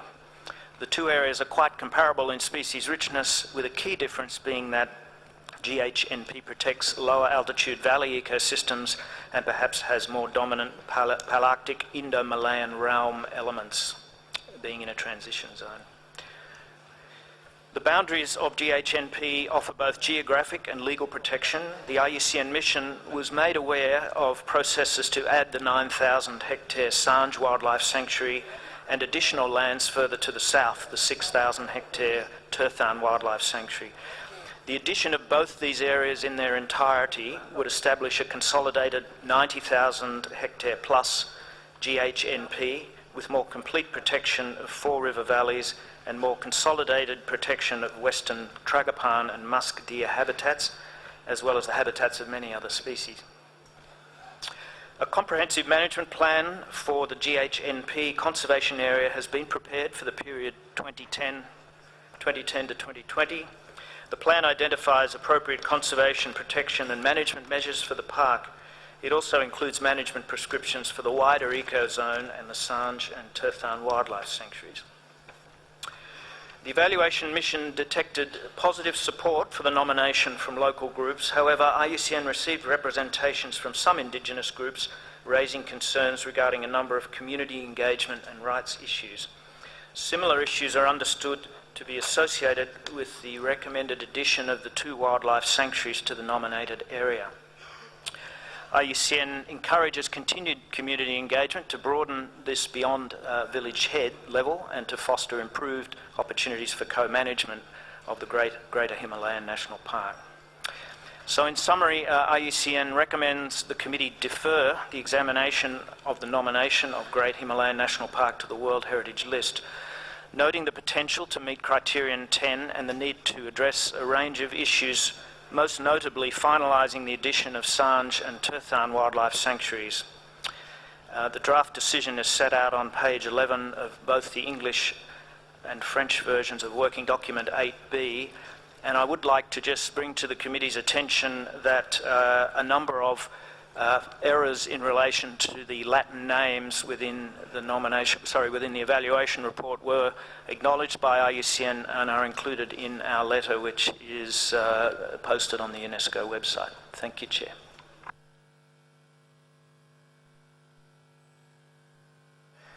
I open for comment. Je donne la parole à la Suisse. Merci, Monsieur le Président. Cet important bien proposé remplit, on a vu les besoins pour la protection et la gestion, une gestion de qualité, on a vu, on en remercie encore le pays. Mais sous la forme actuelle, le dossier ne remplit pas les autres piliers de la valeur universelle exceptionnelle, comme on a vu, c'est-à-dire les critères et l'intégrité, donc l'IUV et l'intégrité, surtout à cause du choix du périmètre et d'autres détails à définir. Mais vu le besoin de travaux ultérieurs, il est nécessaire de donner assez de temps à l'État aussi pour nous fournir un dossier amélioré. Donc l'idée que tous ces travaux supplémentaires aussi au niveau du périmètre sont assez longs, il faut donner assez de temps à l'État, comme ça a été discuté dans les derniers jours, et de différer ce dossier justement est une occasion pour l'État et une très bonne occasion, une très bonne opportunité pour améliorer leur dossier, et entre-temps on est sûr que l'État va gérer et protéger ces sites comme il l'a fait jusqu'à maintenant. Merci. Merci la Suisse. Je donne la parole à l'Éthiopie. Thank you, Chair. We understand that the state party, India, has conducted an extensive comparative analysis of this nominated property, the Great Himalayan National Park, with other similar properties in the Himalayan region. The World Conservation Monitoring Center has also indicated in its comparative analysis that the property supports a significant proportion of Western Himalayan biodiversity, based on which it can be concluded that the OUVs of this property not matched by other such properties. We would therefore like to know from the advisory body, the IUCN, the scientific basis of its recommendation of asking the state party to further consider undertaking a comparative analysis and for recommending a deferral. As we observe contradiction of analysis with regards to legal protection and management of the property, where within the report itself, like page 43 and 47, we note consideration that it meets all the requirements. Thank you.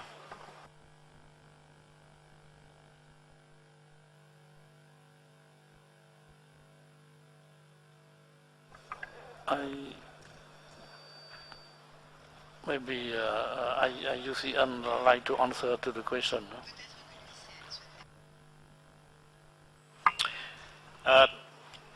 Thank you, Chair, and thank you to the distinguished delegate from Ethiopia. Sorry. The discussion on values for the property is something of a fine-scale argument, and the IUCN evaluation looked closely at the arguments being put forward in relation to the values of this property in comparison to others. The World Conservation Monitoring Centre analysis did indeed make that note in terms of the values of this property.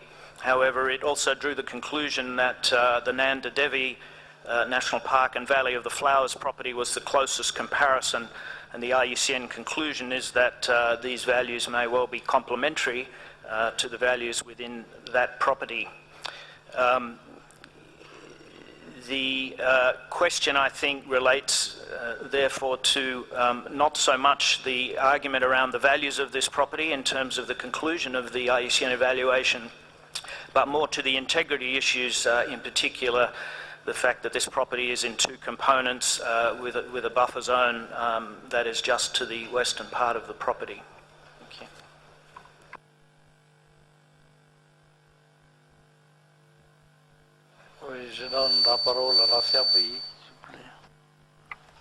Thank you, Mr. Chair. Dominated property, the Great Himalayan National Park, forms the central part of the larger landscape that includes several national parks and also wildlife sanctuaries. So, for clarification, we would like to know from the state party its vision how to manage and their plans how to manage such large landscape for the maintaining of biodiversity and also the outstanding universal value of the nominated property. Thank you. Donna parola kata. شكرا سيد الرئيس. هو نفس السؤال تقريبا، يعني نريد أن نعرف من الدولة الطرف كيف ما هي رؤيتها لإدارة هذا الموقع الكبير في حجمه، يعني وفي مساحته، من أجل الحفاظ على التراث، على الثراء البيولوجي والقيمة الاستثنائية للموقع. شكرا.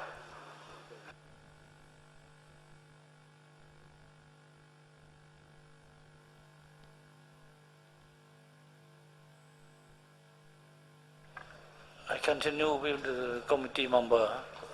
Yield the floor to Malaysia. Thank you, Chair. In addition to those inquiries, Malaysia would like to know if this is right, that the issues with the local committee has already been resolved. Thank you, Chair. I give the floor to Russia. Я выступлю несколько позже, поскольку мы подали заявку на изменение резолюции. Спасибо.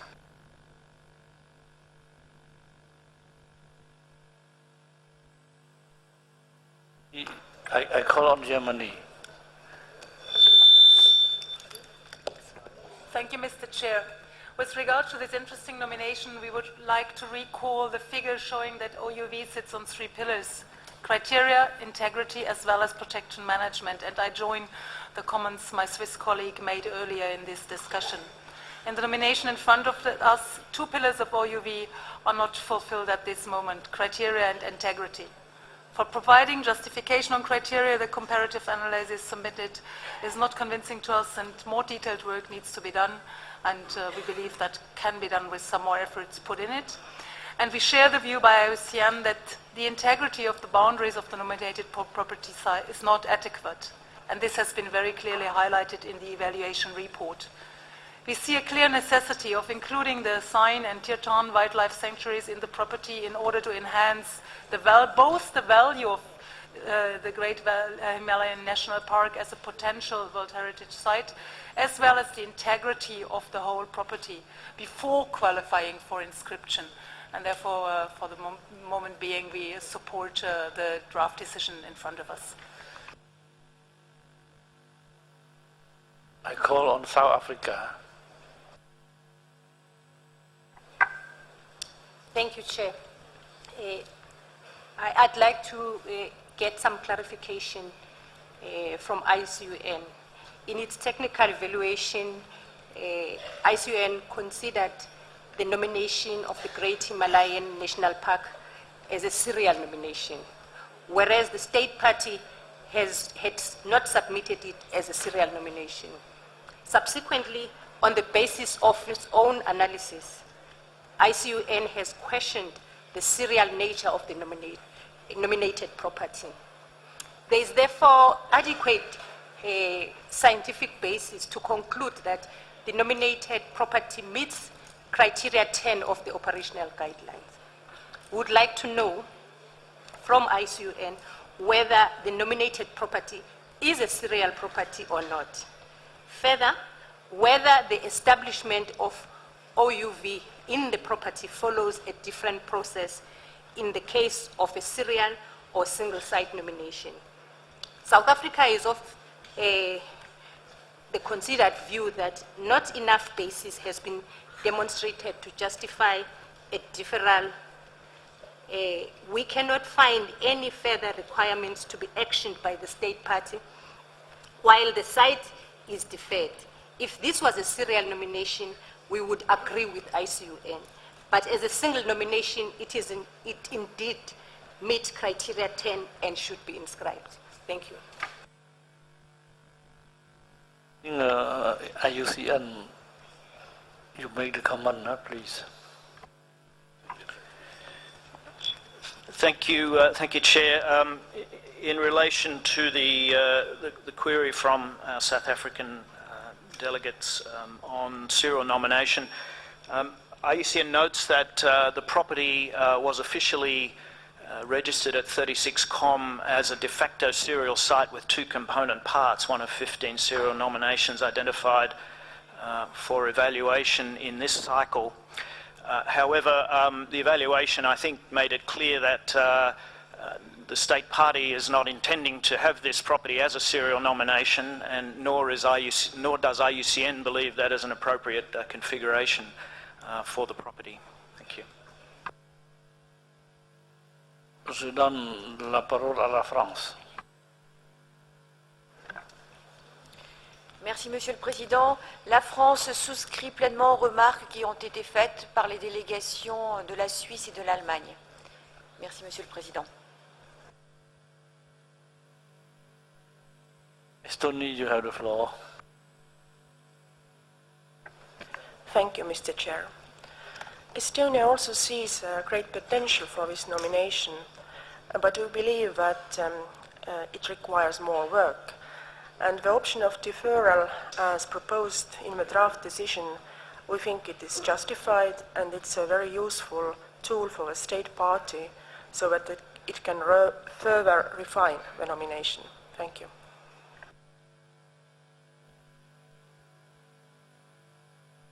Now no more committee member. Colombia, please.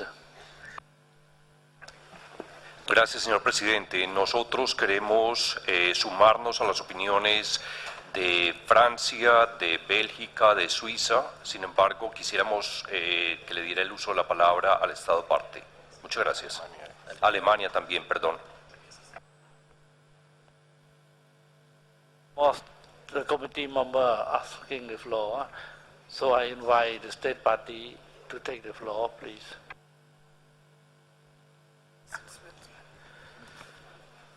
Thank you, Chair. And I'd like to thank IUCN, and I'd like to thank the committee members for the incisive analysis, comments, and questions. Let me begin with an unusual tribute to IUCN. The process over the last 6 months has been remarkably inclusive. IUCN has gone out of its way to be open. We've had discussions at different points of time on many issues. They've done it post-evaluation.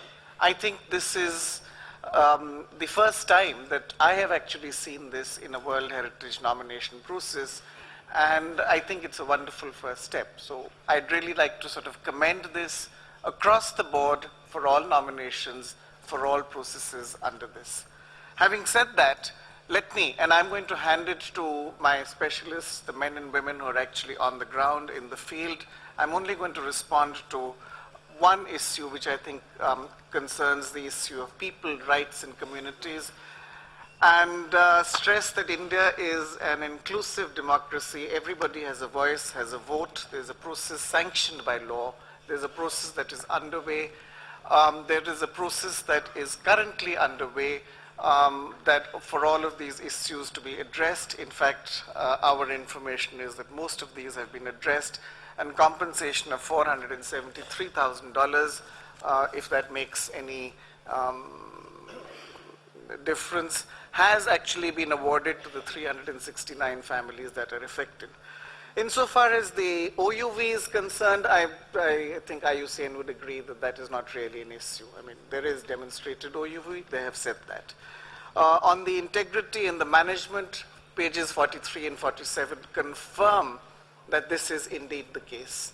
I think the issue, the only issue that really remains is of a portion, a small portion of about 15,000 hectares, which IUCN would like to see included, which the state party, which India is in the process of doing.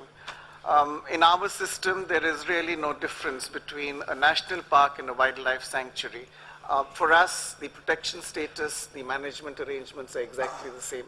But let me, if need be, sort of hand it over to my more professional and field colleagues. Thank you, Chair.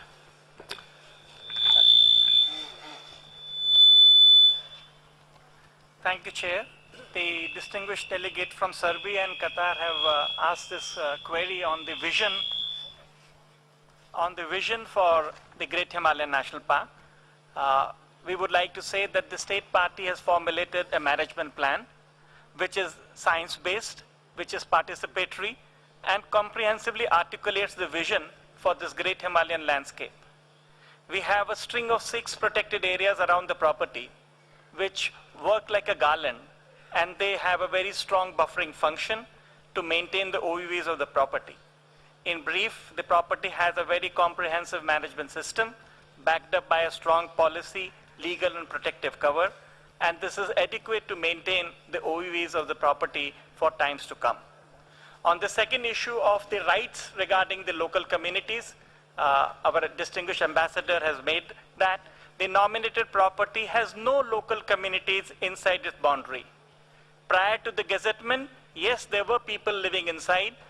They were taking out medicinal plants and using the area for grazing.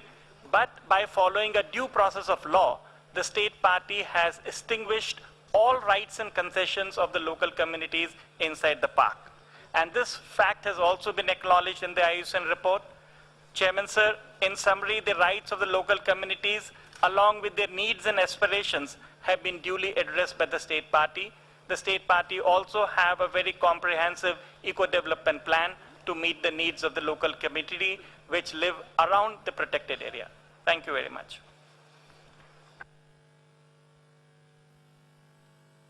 Any more comment from the committee member? I see none. So, Rapporteur, please. Thank you, Mr. Chair.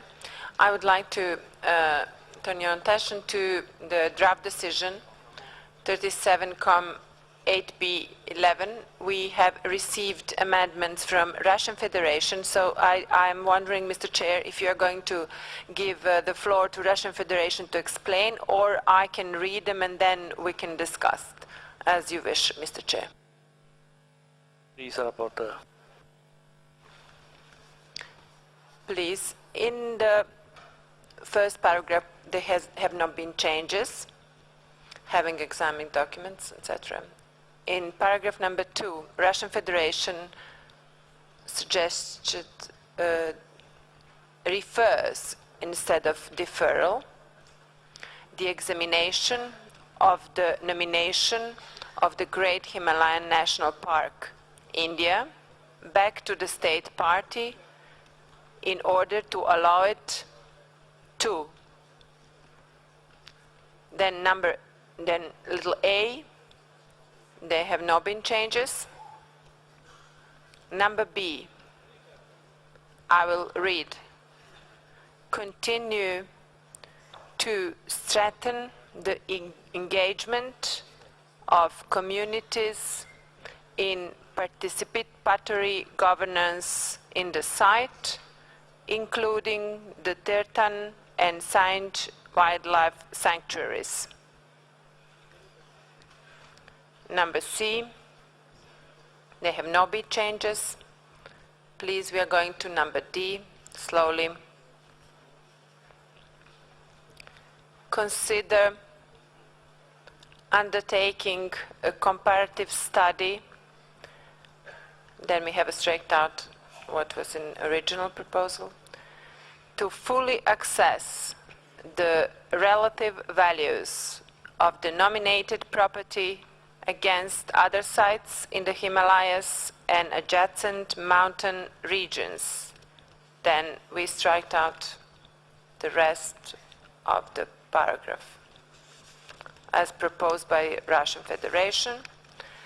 And little e, there have not been changes proposed for amendments.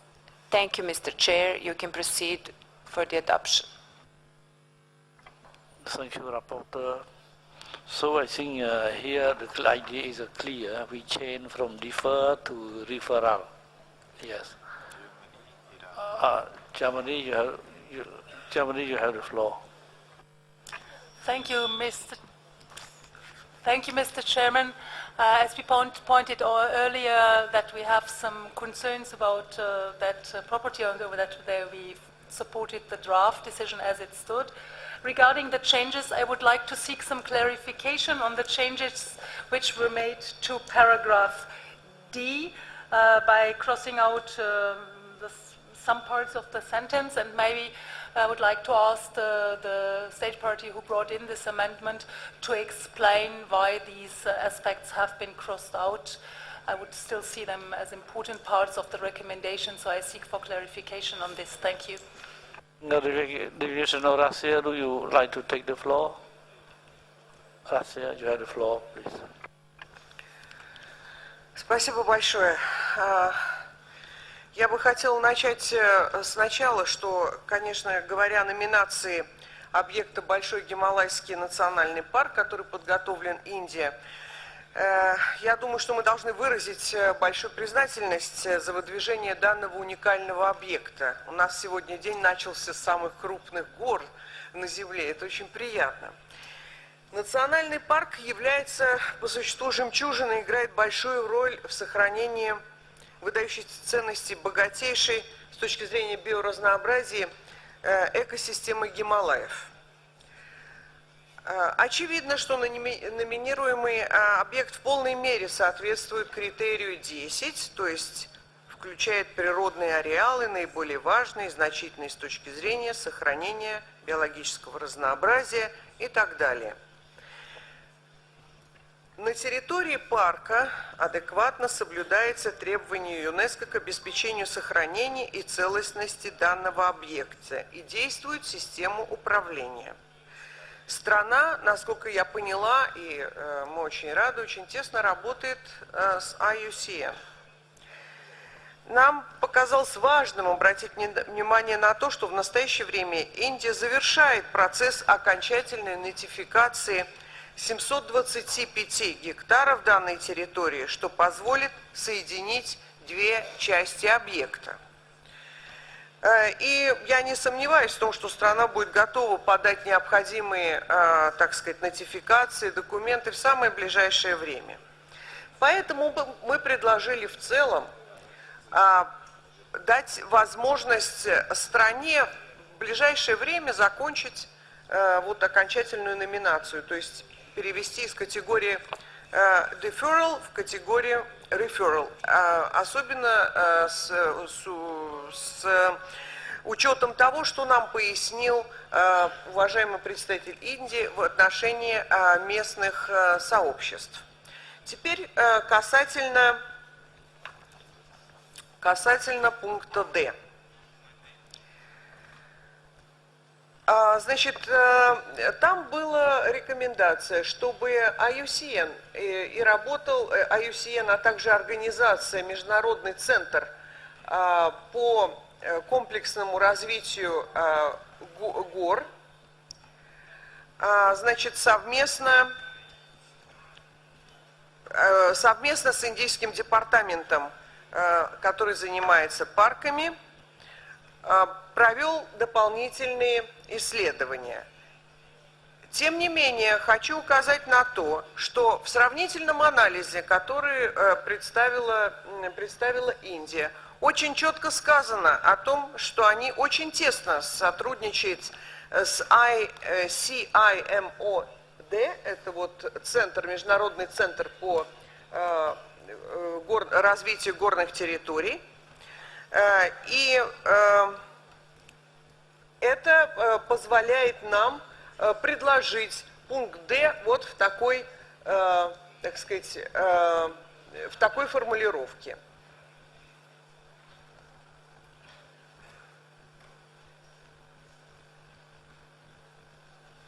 Спасибо.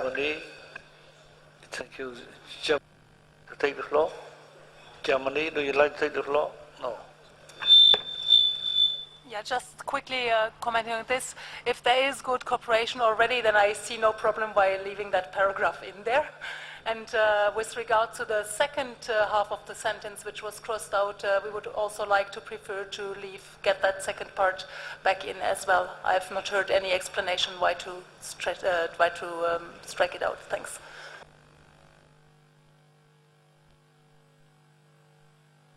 Je donne la parole à l'Irak. شكرا جزيلا سيدي الرئيس. بالرغم من أن هذا الملف من الملفات الصعبة، لكن بالنظر لكبر الموقع وتنوعه، مع ذلك فإن الدولة الطرف بذلت جهودا كبيرة في هذا الترشيح. بنفس الوقت أشارت الIUCN إلى أن الموقع محمي قانونيا وبيئيا ويتمتع بإدارة وخطة صيانة متكاملة مع تعهدات الدولة الطرف بحل باقي الإشكالات. على ذلك نؤيد ما اقترحته ممثلة روسيا. شكرا.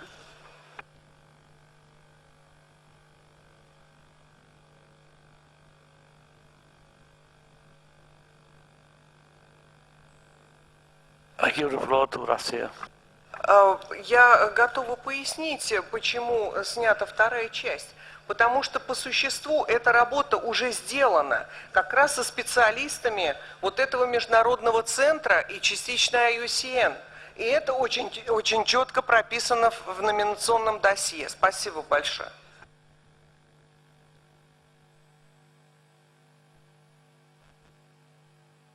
The floor to Senegal, please.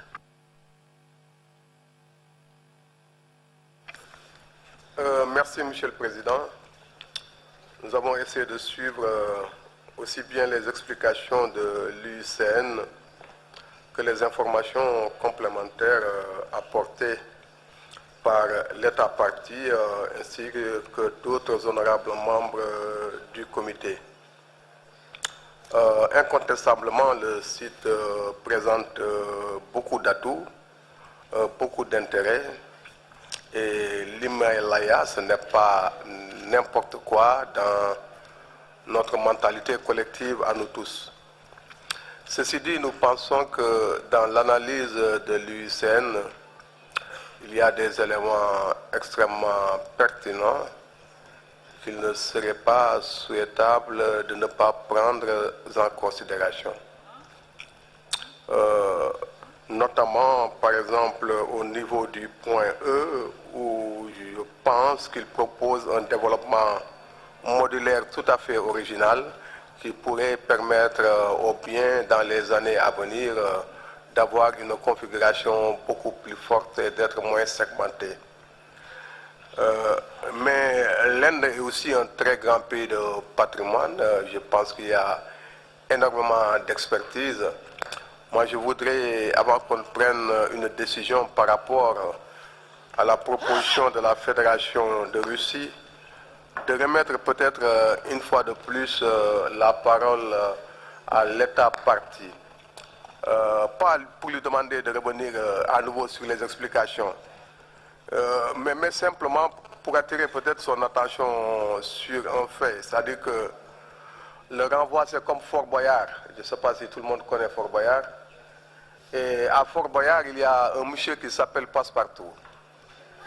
Alors, il a la mauvaise manie de vous fermer la porte derrière et de vous bloquer pour un moment.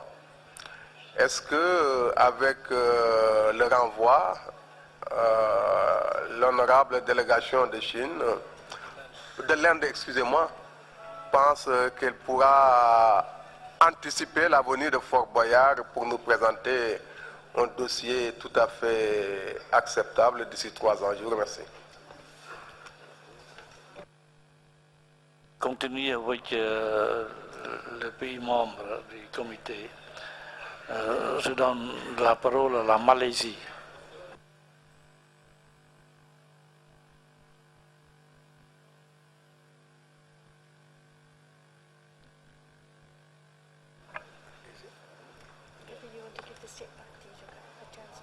Please.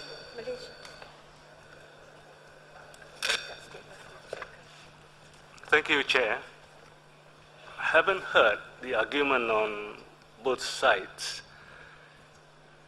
Malaysia feels strongly that many assets has already been fulfilled by the criteria.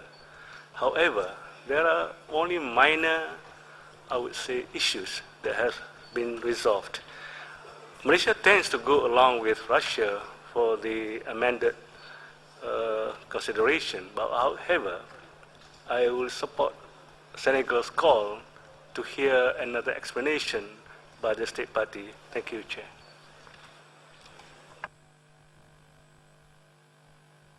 Je donne la parole à la Suisse.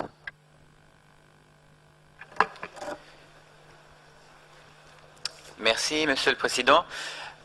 Comme déjà dit par plusieurs de nos collègues, il y a encore beaucoup de travail à faire dans ce dossier. C'est peut-être possible de le référer. Ça va être beaucoup de travail pour l'État partie de faire ça assez très vite. On peut accepter un référé, mais il y aura beaucoup de travail encore à faire. Et surtout, sur ce point D qu'on discute, nous ne comprenons pas non plus, comme notre collègue allemande, pourquoi cette collaboration avec la UCN et surtout en groupe régional serait enlevée, vu qu'elle existe déjà, il faut la souligner, et même, on pourrait même s'en féliciter. Et en plus, on a vu ce matin avec les magnifiques inscriptions qu'on a eues ce matin dans la liste que l'approche en série est très importante pour la préservation des valeurs de biodiversité, et donc on ne comprend pas non plus pourquoi il faudrait enlever la dernière partie de la phrase qui est une invitation très importante pour la conservation de la biodiversité au niveau de l'Himalaya. Merci beaucoup. Je donne la parole à l'Algérie. Merci, Monsieur le Président. Moi, je voudrais revenir à la proposition de la Russie sur le renvoi et peut-être demander à l'UICN d'avoir son point de vue donc, sur cette proposition et si elle a des incidences sur les éléments d'évaluation qui ont été faits jusque-là. Merci. Lucian, you want to answer?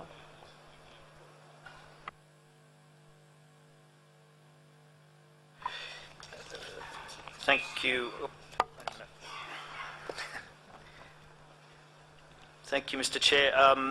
To respond to the question from the distinguished delegate, IUCN prefers to retain its recommendation, I think, for the reasons that have been outlined. I think principally that as is in the evaluation, we consider that the property in combination with adjoining areas has potential to meet criterion 10. However, there's further consideration required. As I outlined, the conclusion of both IUCN and WCMC studies was that this property has comparative values to other properties, in particular the Nanda Devi Valley of the Flowers, across a number of areas.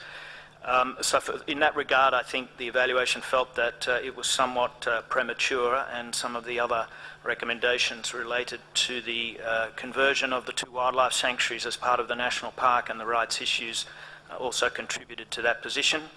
However, of course, if the committee chooses to adopt a referral, we would of course be happy to work with the state party to address the issues raised. Thank you. Oui, je donne la parole à la France. Merci, Monsieur le Président. la France soutient les remarques qui viennent d'être faites par les délégations de l'Allemagne et de la Suisse. Elle voit dans les réflexions qui sont apportées une occasion pour l'État partie de renforcer sa coopération et son dialogue avec l'UICN, comme l'a lui-même souligné l'État partie dans ses propos introductifs. Je vous remercie, Monsieur le Président. I call on South Africa.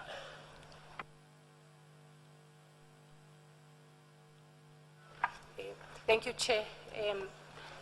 The view seems to be common that a number of things have been met and that the state party has the capability to make right.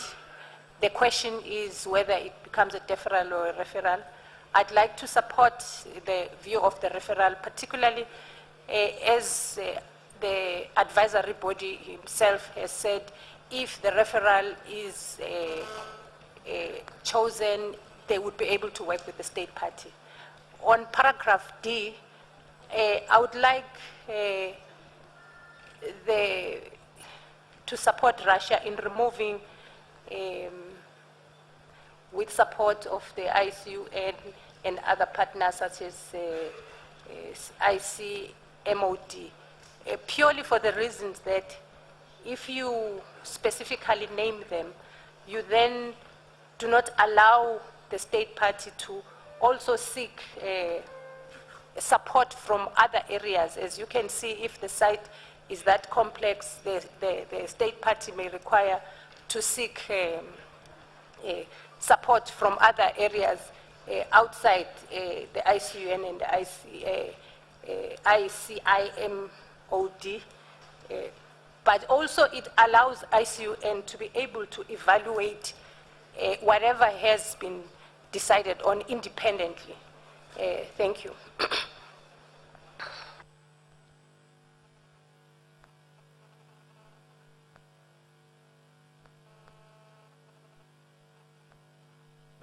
You have the floor. Colombia. Gracias, señor presidente. Nosotros respaldamos en general la propuesta de enmienda presentada por la Federación Rusa. Sin embargo, en el literal D quisiéramos respaldar lo sugerido por Suiza, Alemania y Francia. Gracias. Qatar, please.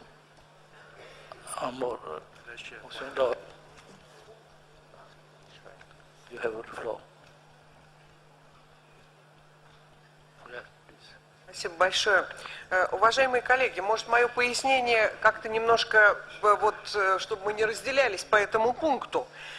Я еще раз хочу вас отправить к номинационному досье. Там есть список членов научного совета, который работал над этим досье. Туда входят все эти люди, которые вот пытаемся мы здесь из Международного центра, IUCN, национальные парки Соединенных Штатов, специалисты и так далее, национальные специалисты. То есть все это досье было подготовлено при помощи всех этих специалистов. И их еще раз специально тут именовать и вызывать для того, чтобы они еще раз что-то смотрели, ну, просто, мне кажется, это какой-то, ну, перебор или слишком сильно.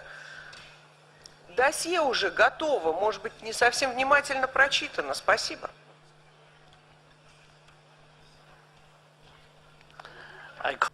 Again, please. I call on Qatar. شكرا سيد الرئيس. على كل حال نحن نؤيد ما ورد على لسان مندوبة روسيا، ونؤيد الذهاب إلى ريفيرال لهذا الملف، ونشجع طبعا الدولة العضو على العمل على أن يتم تقديم ملف متكامل في العام القادم، ويعني أن تكون هذا تعميق للدراسات التي قدمت. وشكرا.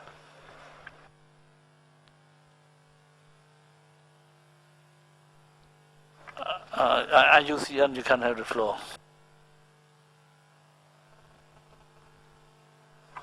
Thank you, Chair. It was just to perhaps make a clarification on the language in point D, which is language that IUCN put in its evaluation report, and perhaps if I could just address the 2 points, then I think there's also questions to the state party, but it just might help the committee itself reach a conclusion on the points.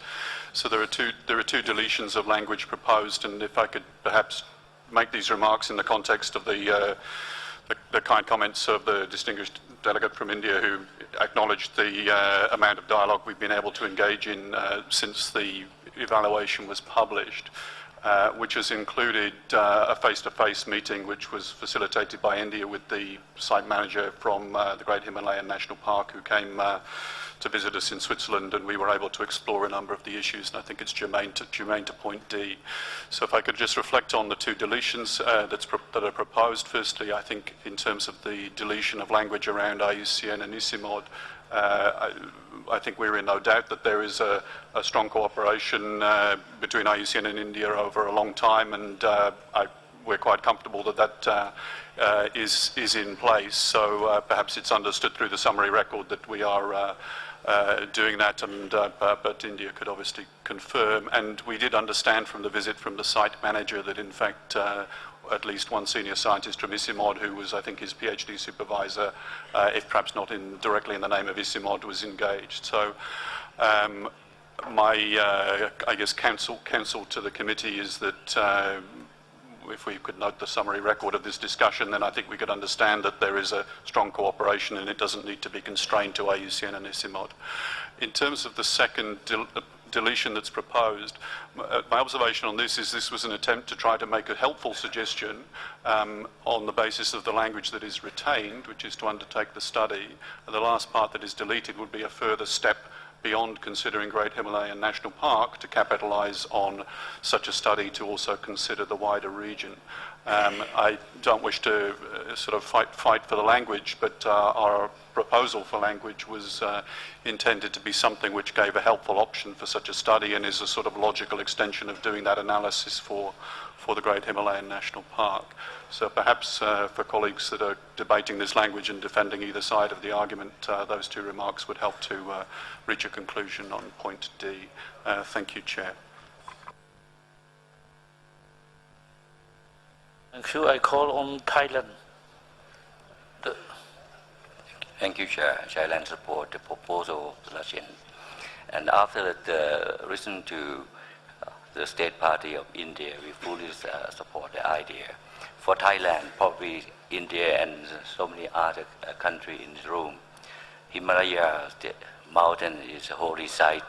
We wish very much to ask all party concerned to try their best to list the Himalaya Park in the heritage site as soon as possible.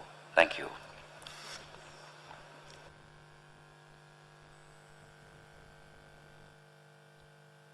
Call on United Arab Emirates, please. شكرا سيد الرئيس.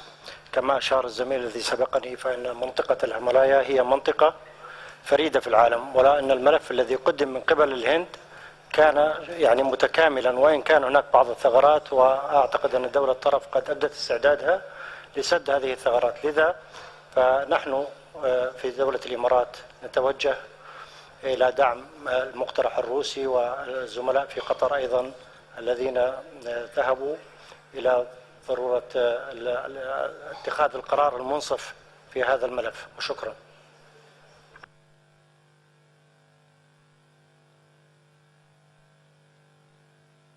Again, I call on Germany, please.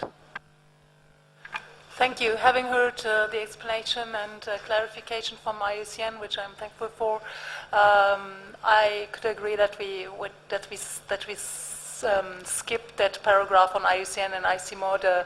I understand that good cooperation is going on, and I believe that both IUCN and the States Party of India will continue that fruitful dialogue.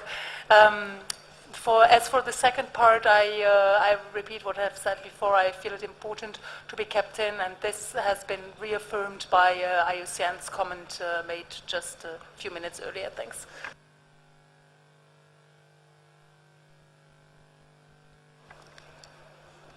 I give the floor to India again, please. Thank you, Chair. I think IUCN has actually covered it.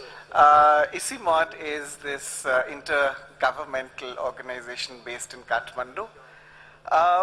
Apart from the fact that the ICIMOD representative was the PhD supervisor, he is also the faculty of the gentleman on my left, who's the head of the Wildlife Institute of India.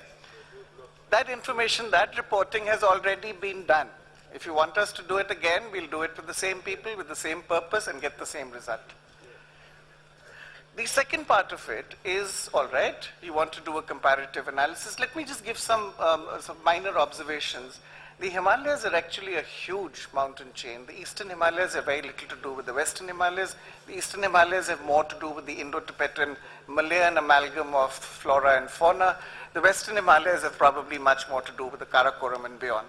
So these are two separate things. When you're looking at the Himalayas, of course you could look at Nanda Devi. You already have. We would be happy to do it. The Wildlife Institute, the gentleman on my left, would be happy to be funded by the Government of India to do it all over again. It's not necessary, but we'll do it. This first part of it, as IUCN has pointed out, is not really necessary because ICIMOD has also done it. This is not a substantive point. This is not a major issue. We can do these studies, and you'll be happy to know that I have just received clearance for the Wildlife Institute on my left to be declared a Category 2 Center of UNESCO to cater to the entire region. So we'll be happy to do it for the entire region as well. So I don't think we should spend too much time on this. I'm happy to spend more time. I'm always happy for India to be discussed, but it's really not substantive enough. Thank you, Chair.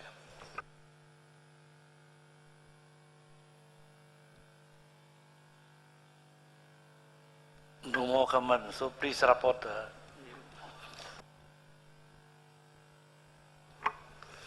Thank you, Mr. Chair.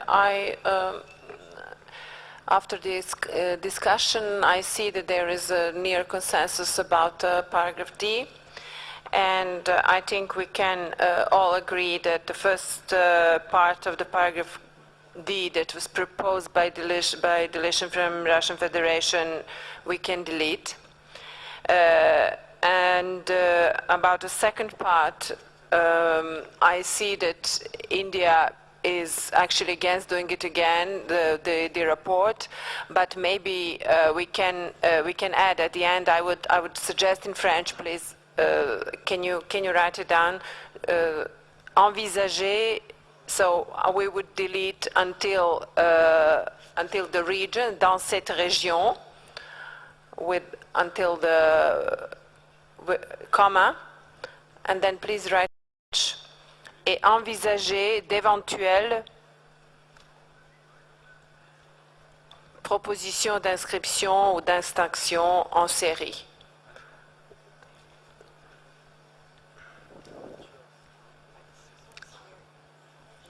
Voilà.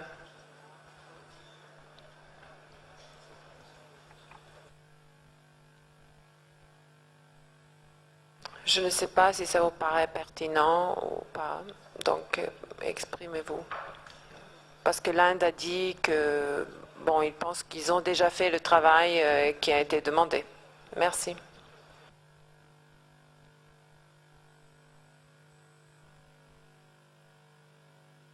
The revised text is presented on the screen, so if we can proceed to the adoption. Rasir, please. Уважаемые коллеги, я что-то эту добавку не понимаю, потому что почему potential serial nomination extension? Мы как раз говорили о том, что Индия подавала не как серийную номинацию, а как единую номинацию. Им нужно просто добавить пространство между двумя парками, включить их в эту номинацию. Собственно, вот суть вопроса. А что же мы потенциальную серийную номинацию, extension, это совсем меняет, мне кажется, вообще то, о чем мы говорили. Спасибо.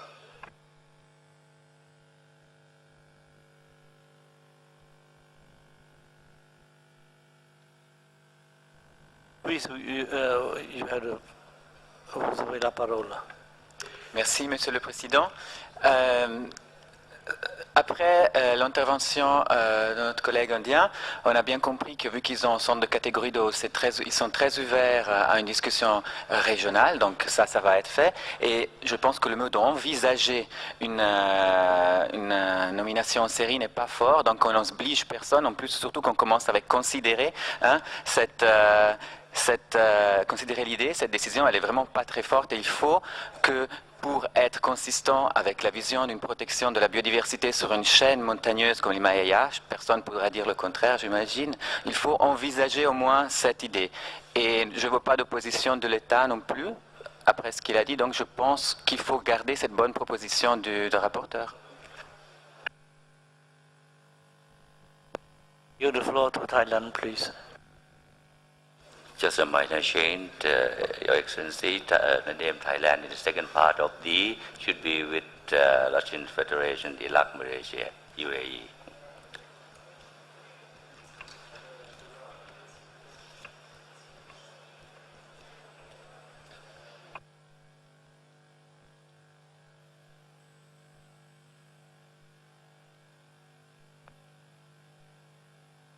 Again, please. I'm sorry, it was not well translated into English.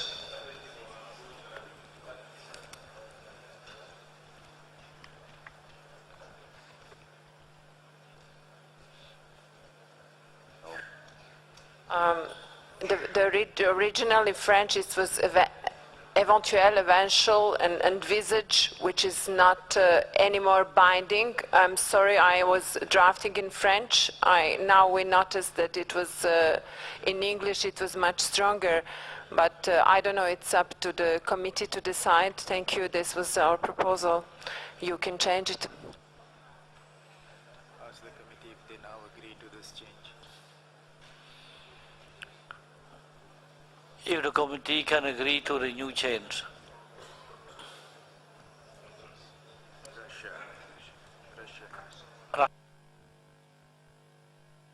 Russia, please, you have the floor.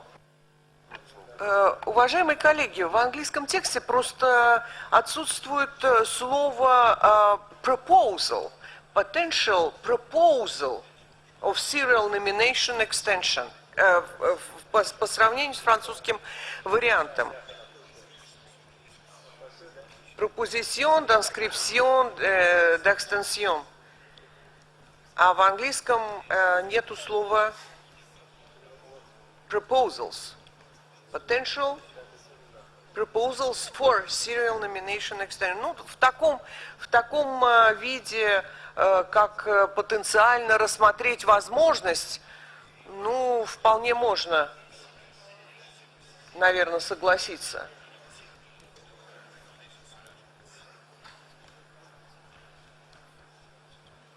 No, not proposed. Proposals.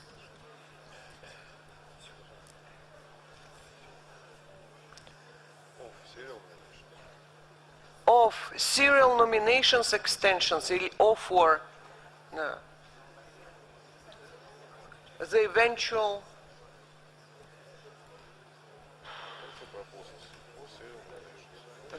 proposals for serial nominations extensions.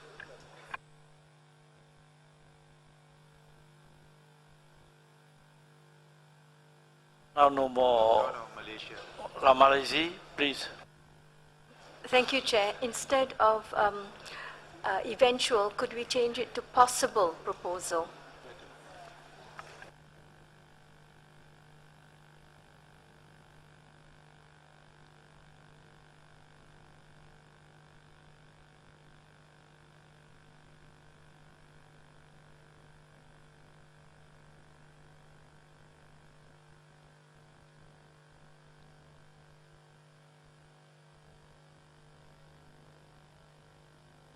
Germany, please.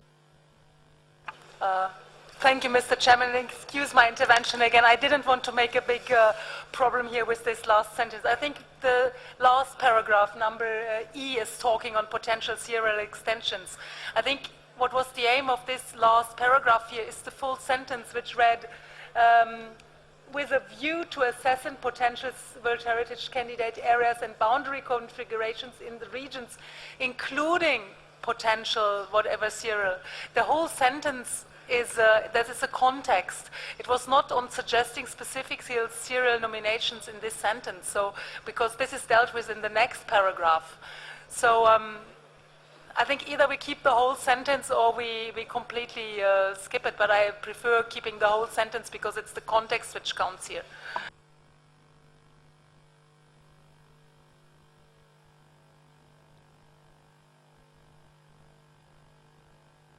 Again, please. Уважаемые коллеги, я предлагаю все-таки дать слово Индии, которая будет заниматься этими вопросами. Пускай она нам пояснит вот по поводу всех этих дальнейших возможных номинаций. Спасибо.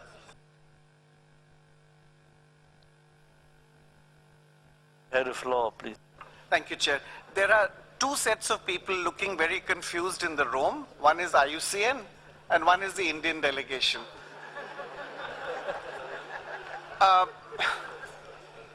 The whole idea actually which IUCN has put forward is to combine the wildlife sanctuaries, national parks, so that you have a common management area administrative unit. It is not IUCN's proposal, and I don't think it ever was, to have a whole bunch of serial nominations if you actually get them into one. So this part of it is, you can have one or the other. You can either try and bring them together, or you can have a set of serial nominations. So what we're trying to do, and that's the agreement, is to weld them into one common unit. So by going into serial nominations, you're actually creating another distraction. I'm happy to be distracted, but I think we should move on. Thank you, Chair.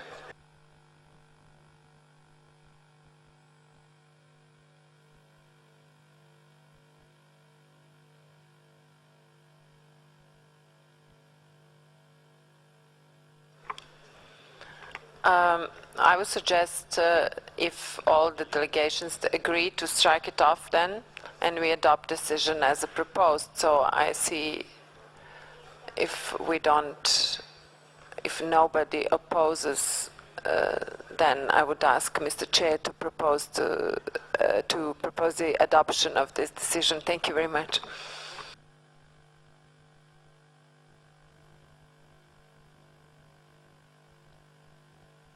So, no more opposition. I can proceed to the adoption. I now declare the decision 37.8b.11 as revised adopted.